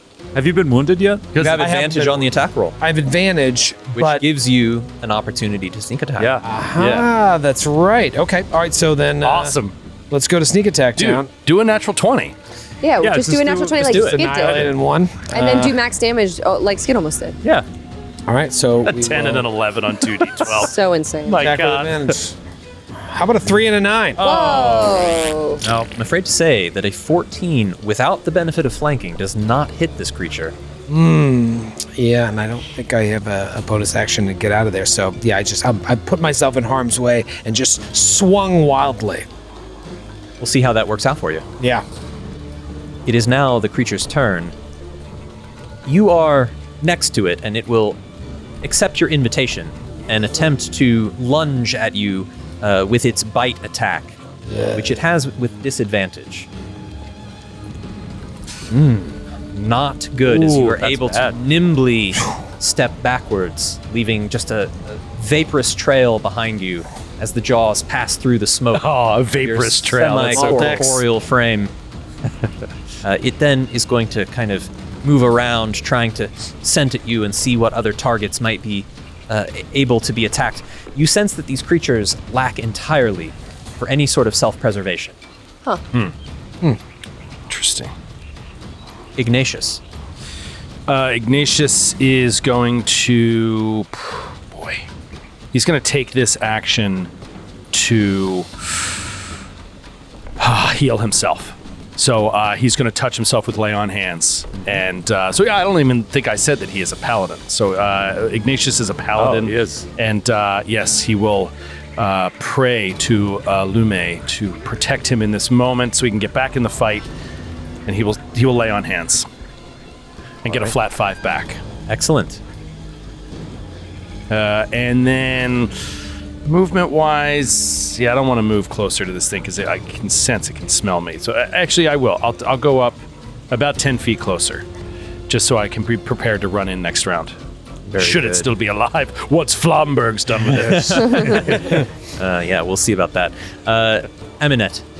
All right. Eminette is going to, again, seeing that Jake Cool might be in danger, she's going to cast another Eldritch Blast as her ethereal limbs kind of circle, and then from her hand, she shoots out some crackling violet energy. Here we go. You have advantage on the attack roll. Here I go with advantage. Oh, Yes. Oh, yeah. Yes, Very good. indeed. A hit. all right. Very well. Amazing. I'm going to do my damage. Normal hit. Oh, that's not a lot. 3. Every bit helps as a twilight beam of crackling purple energy lances into the creature. It hisses and in pain, and it turns its head slightly as if to try and figure out where the blow came from. Flomberg. Well, actually, not to be too hasty. Is there anything else you'd like to do on your turn? I don't actually think I have any interesting bonus actions, so no, I'm just going to stay where I am. Okay. Flomberg, over to you. Okay, so Flomberg like turns his gaze at this final lizard, and he stomps his way across the battlefield with a sound like a box truck loaded with palladium bullion. And he runs over, it gets into a flanking position behind it, and shut up! Is this his catchphrase? Catchphrase. They haven't said anything. That is a hit. 20 to hit. That is a hit. Okay. Let's go up. Let's do the damage. Where's my damage? I got it right here, and I'm Boom. gonna do it. Come on! 10 points Very of damage. respectable 10 points of damage. Wow. Indeed. The creature reels under your blow as you cleave off a portion of one of its dorsal fins, and it turns to you in anticipated retaliation. But before it's going to get a chance to do that, over to you, Jake. Time for Jake to take it home. It's Jake time. It's Jake. cool. It's Jake o'clock. Thanks, Flomberg. All right, here comes the pain. Feeling real good about this. With advantage, let's go. Boom! There it is. There you go. Hit. There you go. Natty 21 to 16. hit. Damage now. How do I add this? Yeah, so when you click damage, there's a field on that little dialogue, situational bonus. Situational You can bonus? put like a 1d6 in there. See that? How about 7? Nice. Excuse me, with my bonus, 10 points of damage. Absolutely. From Jake Cool. He just, sword comes up. Ah, right in his brain. Right when the Drakeling turns towards Flomberg to retaliate for the blow from the barbarian, it exposes the back of its skull to you, and you seize the opportunity, plunging your blade deeply. You little twist. Yeah. Don't mess with us. And this creature is laid low as 10 points of damage are sufficient to end it. We did it. We killed sick little lizards. Baby Blind lizards. Horribly sick lizards. They may have been sick, but they were very dangerous Yeah. and seemingly We have cured their illness. wild and feral with their ferocity and untamed nature. You've not seen creatures like these before. Their attack was sudden and vicious and, like I said before, totally uncaring for their own self-preservation. You're not sure whether they were starving or something else. These guys are really sick. Look at him. Felt pretty healthy to me. Are you all right? I'm so badly hurt. Oh, Are you gonna make it? let me help you. I'll make it. I just need a minute. Let Flomberg help you. Let me help you. And Blomberg, you've done excellent work already. I saw that thing coming for me. I saw my end coming sooner than I'd expected. But you just cut it in half. Swear for a moment I thought you rent the very earth. It's incredible. I thought you blotted out the sun for a second there. it is a vision of the future of this world. Whatever. What? Our powers are allowed to come to full completion. That's what will happen. I'm warning you all.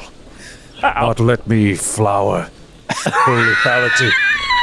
World will perish. Do you mind if I write that down? Please do. All right. Well, it's very disturbing. I want it as a tattoo all over my face. Flomberg, you know, when you first joined us and you didn't talk, I was like, that guy's weird. And now I'm like, boy, howdy, is he weirder than I thought. I've been drinking. Oh, what? Been drinking in secret. Wait, what? Drunk. Anyway, let me help you. Whatever Agrippa's paying you, it's not enough. I agree. You are an incredible guard. Yes. What can you do? Is like medicine? I was just going to carry you. Oh, Oh no, not Nice. be carried. Carry you. It's all right. Thanks, Flomberg. I think I can take it. Last thing you need to do is walk right now. So how does out of combat healing work? You short rest? 5e, like can you? Yeah, Oh, short yeah, rest. Short rest is the most natural thing, although there are other sources of healing magical potions. Yeah, I'll do short. Can we do a short rest? Yeah. it's like 10 minutes, right? 10-minute in-game? rest. 1 hour. Oh, 1 short hour. rest is 1 an hour. hour. And it seems that this, could be a safe place to do that, although you might want to ascertain the nature of your surroundings. a Yeah, little bit maybe more. we'll do whip round. Yeah. I'll help in a minute. I'll help in a minute. And he just We'll do sits down and perimeter. leans up against a tree, tries to get some cover from a branch to get out of the rain. And yeah, he's going to just rest for a moment, try to recover some hit points. Wonder what made those baby lizards sick. Well, Perhaps the source of this illness lies ahead. I think both of you have expressed some curiosity about that. So my suggestion would be for one of you or both of you to roll a medicine check, please. Interesting. I'll roll one as well. Just All right. 'cause I'm trained in that kind of thing, and he's You're definitely thinking eavesdropping. about it. I'm not While he's sitting there. trained. I got a +1 in old Medi. I did bad. I did bad. Ooh. Oh, there you go. 17 for Jake Cool. Nice. That's my pseudonym. Oh, no. He's clearly focused on his own wounds. Yeah, you're As preoccupied. Ignatius rolls a natural 1 on the Preoccupied with your own wounds. Jake, it is clear. Well, it's clear to all of you that there is some affliction, some malady, afflicting these creatures. However, you identify the pustules and lesions on the Drakeling as likely the result of some sort of contagion, disease, or perhaps alchemical influence. Should we bury them then? No, burn them. Oh, Yes. Burn them. Burn them. Burn the bodies. All right. I pile them up and then I cast a firebolt. Did you just make that up? It sounded like you made that up. I didn't you remember if have it was called Fireball? Fireball or Firebolt, and I got nervous. Firebolt. use the third level No, spell? a cantrip. It's a cantrip, not Fireball. Fireball. And holding out. The entire text. We're all burning alive. Not Fireball. Not Fireball. Firebolt, the cantrip. I do that to the bodies. One by one, you can torch them like that. As you get to the one that Flomberg cleft in twain, what is your passive perception? Oh boy. That's a good question. That on your character sheet. 12? Yeah, 12. Okay, you burn it. Oops. Okay. Feel as though I've done something wrong, but... No. It was certainly the right thing to do. It's an envelope of cash in there. Wait, It had recently eaten an envelope. Recently eaten an envelope. Fresh, crisp greenbacks. And you burned it. y'all told me to. I said bury them. You said burn them. I'm going to do a perimeter check.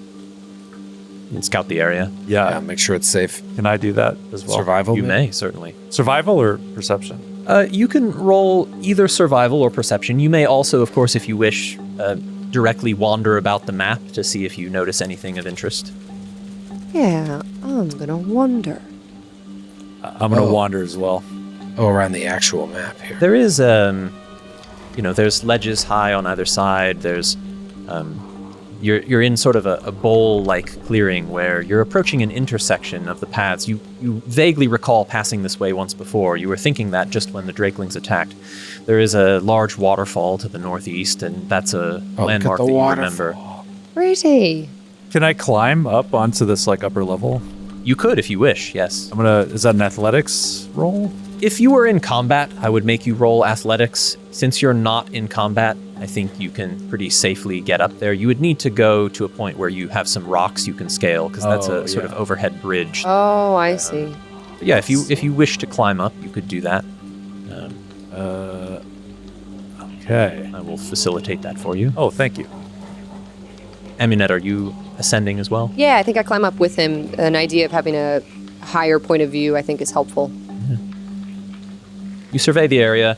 Based on your perception and survival checks, there's nothing else that really stands out to you. This seems like now that these Drakelings are dispatched, you don't sense that there are any others nearby. This could be a safe place to rest if you need to mend your wounds, or you could continue traveling onwards. Yeah, especially up here. It seems like we might have a little bit of added security. Yeah.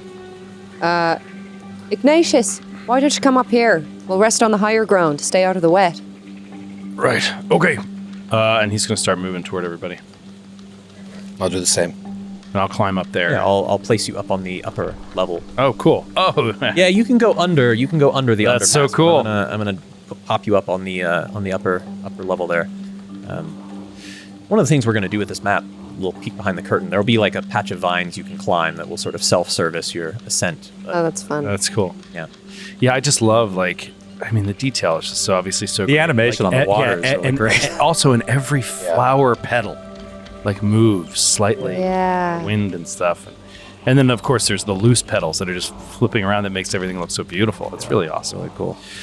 All right, so correct me if I'm wrong, but I roll a die to see how many hit points I recover here. Yeah. So if you're short resting, what you can do on your character sheet, at the top there is a button that looks like a knife and fork. Yes. You can click that to short rest, and it will prompt you. It will walk you through the process of rolling one or more of your hit dice. Right. All right, so I will roll that. Oh, nice. Ooh, well, max. There you Nice go. Wow. feeling. There you go. Okay, and so I use that and then rest, and now I can't do that again today, right? I can't regain hit points again in a short rest today. That's right. At level 1, you only have one hit Yeah. die available. So I felt like that was the time to do it. For sure. You were so hurt. Yeah. Yeah. if anyone else is using this opportunity to short rest, either to recover hit points or to recover resources that come back on a short rest, you can feel free to do that.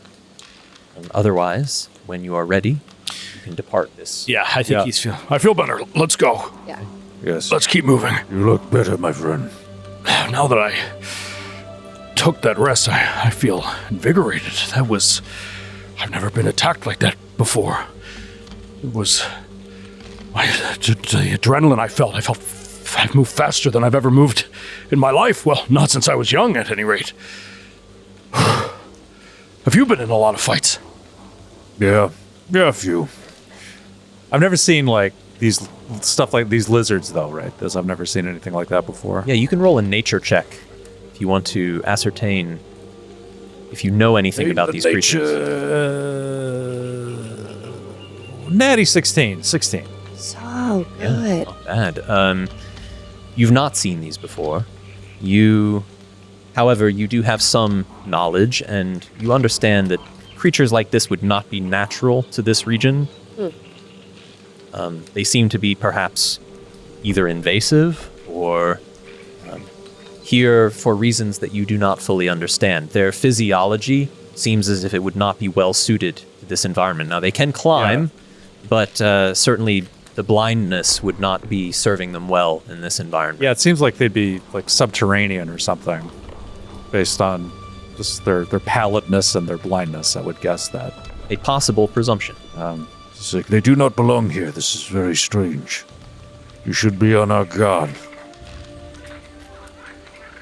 You continue on your way, returning to the region map, and you're at a point where two paths lie before you, a fork in the road, one heading north towards Oh, yeah. some supposed... We were debating this before we got attacked.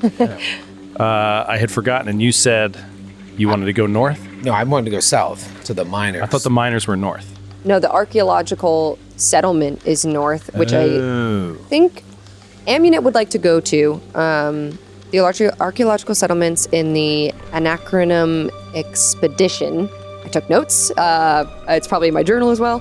But yeah, I think Amunet is advocating to go north because, I mean, surrounded, everything we've seen has been like monuments, Shent, ancient, leftovers, and I think perhaps they would have more knowledge about what's going on here. Oh, that's interesting. So, like, I was pretty adamant about going south just because the miners sounded like a good idea. But if you bring up the Shent again and that monument, Oh, which you're into. yeah, that might pull me in that direction.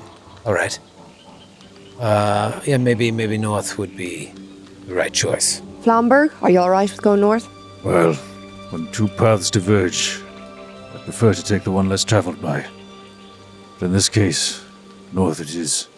The nose tells all. North does look marginally less traveled. Yes, it is marginally less traveled. We should go. I heard that the whole point of that poem was not to take the path less traveled by. I don't give a And crap I what was the point of the poem is. so confused. This is what I do in my own life. Life is not a game. Life's not a game. Life's not Life's a not a game. poem. Oh, more a game. It's not one of your sophomoric poems. It's real life. You want me to write that down for your book as well? Scathing. I imagine you want a book. Please do. Make it All the chapter title. Oh, all right. Life is not a poem. That's All right, I'm moving. We're going north. Going north. The caravan turns to head north as you make a choice and leave the fork in the trail behind you, and you turn towards the northern lands of the verdant paths in search of whatever secrets might lie in this direction, rumor of an archaeological expedition, or other things awaiting your discovery as you search for a path around the blockage that has blocked the progress of the Strayhearth caravan. As you enter a narrow canyon leading further away off of the main trail, the call of adventure beckoning, that is where we will wrap for today. I was like ready to. I actually moved it ahead. Oh, there's some up there. There's some up there. What's happening? Something there. Don't turn off my Foundry. We will pick up here next time. That was See awesome, where- Andrew. That was Yes. awesome. Andrew, Great thank job. you. Great Thank you. job. Thank you all. You were wonderful. That was great. No That easy was thing great. to come into the lion's den and run this thing. Well done, man. That was awesome. Can't wait to keep going. Yeah, I know. I'm so excited. Eager for next time. Thank Yes. you all very much. And just in closing, want to encourage everyone, thank you very much for watching. Thank you very much to the wonderful GCN crew for letting us, do this and for inviting me and being so welcoming. Really hope everyone has enjoyed this look at Ember. This is pre-alpha, but it is proof of the type of game that we're creating and the type of experience that you can have with your group. And I really hope you'll all take a look at what we're offering on Kickstarter. We're really happy to be getting this out there, and whether you have the opportunity to pledge and to back the project yourself, or if you can just help us spread the word by sharing what we're up to, that is so appreciative. It's something that we appreciate very, very much. And yeah, I can't wait to be back in the studio with all of y'all to see where the adventure takes us from here. Yes. The archaeological site. Let's go.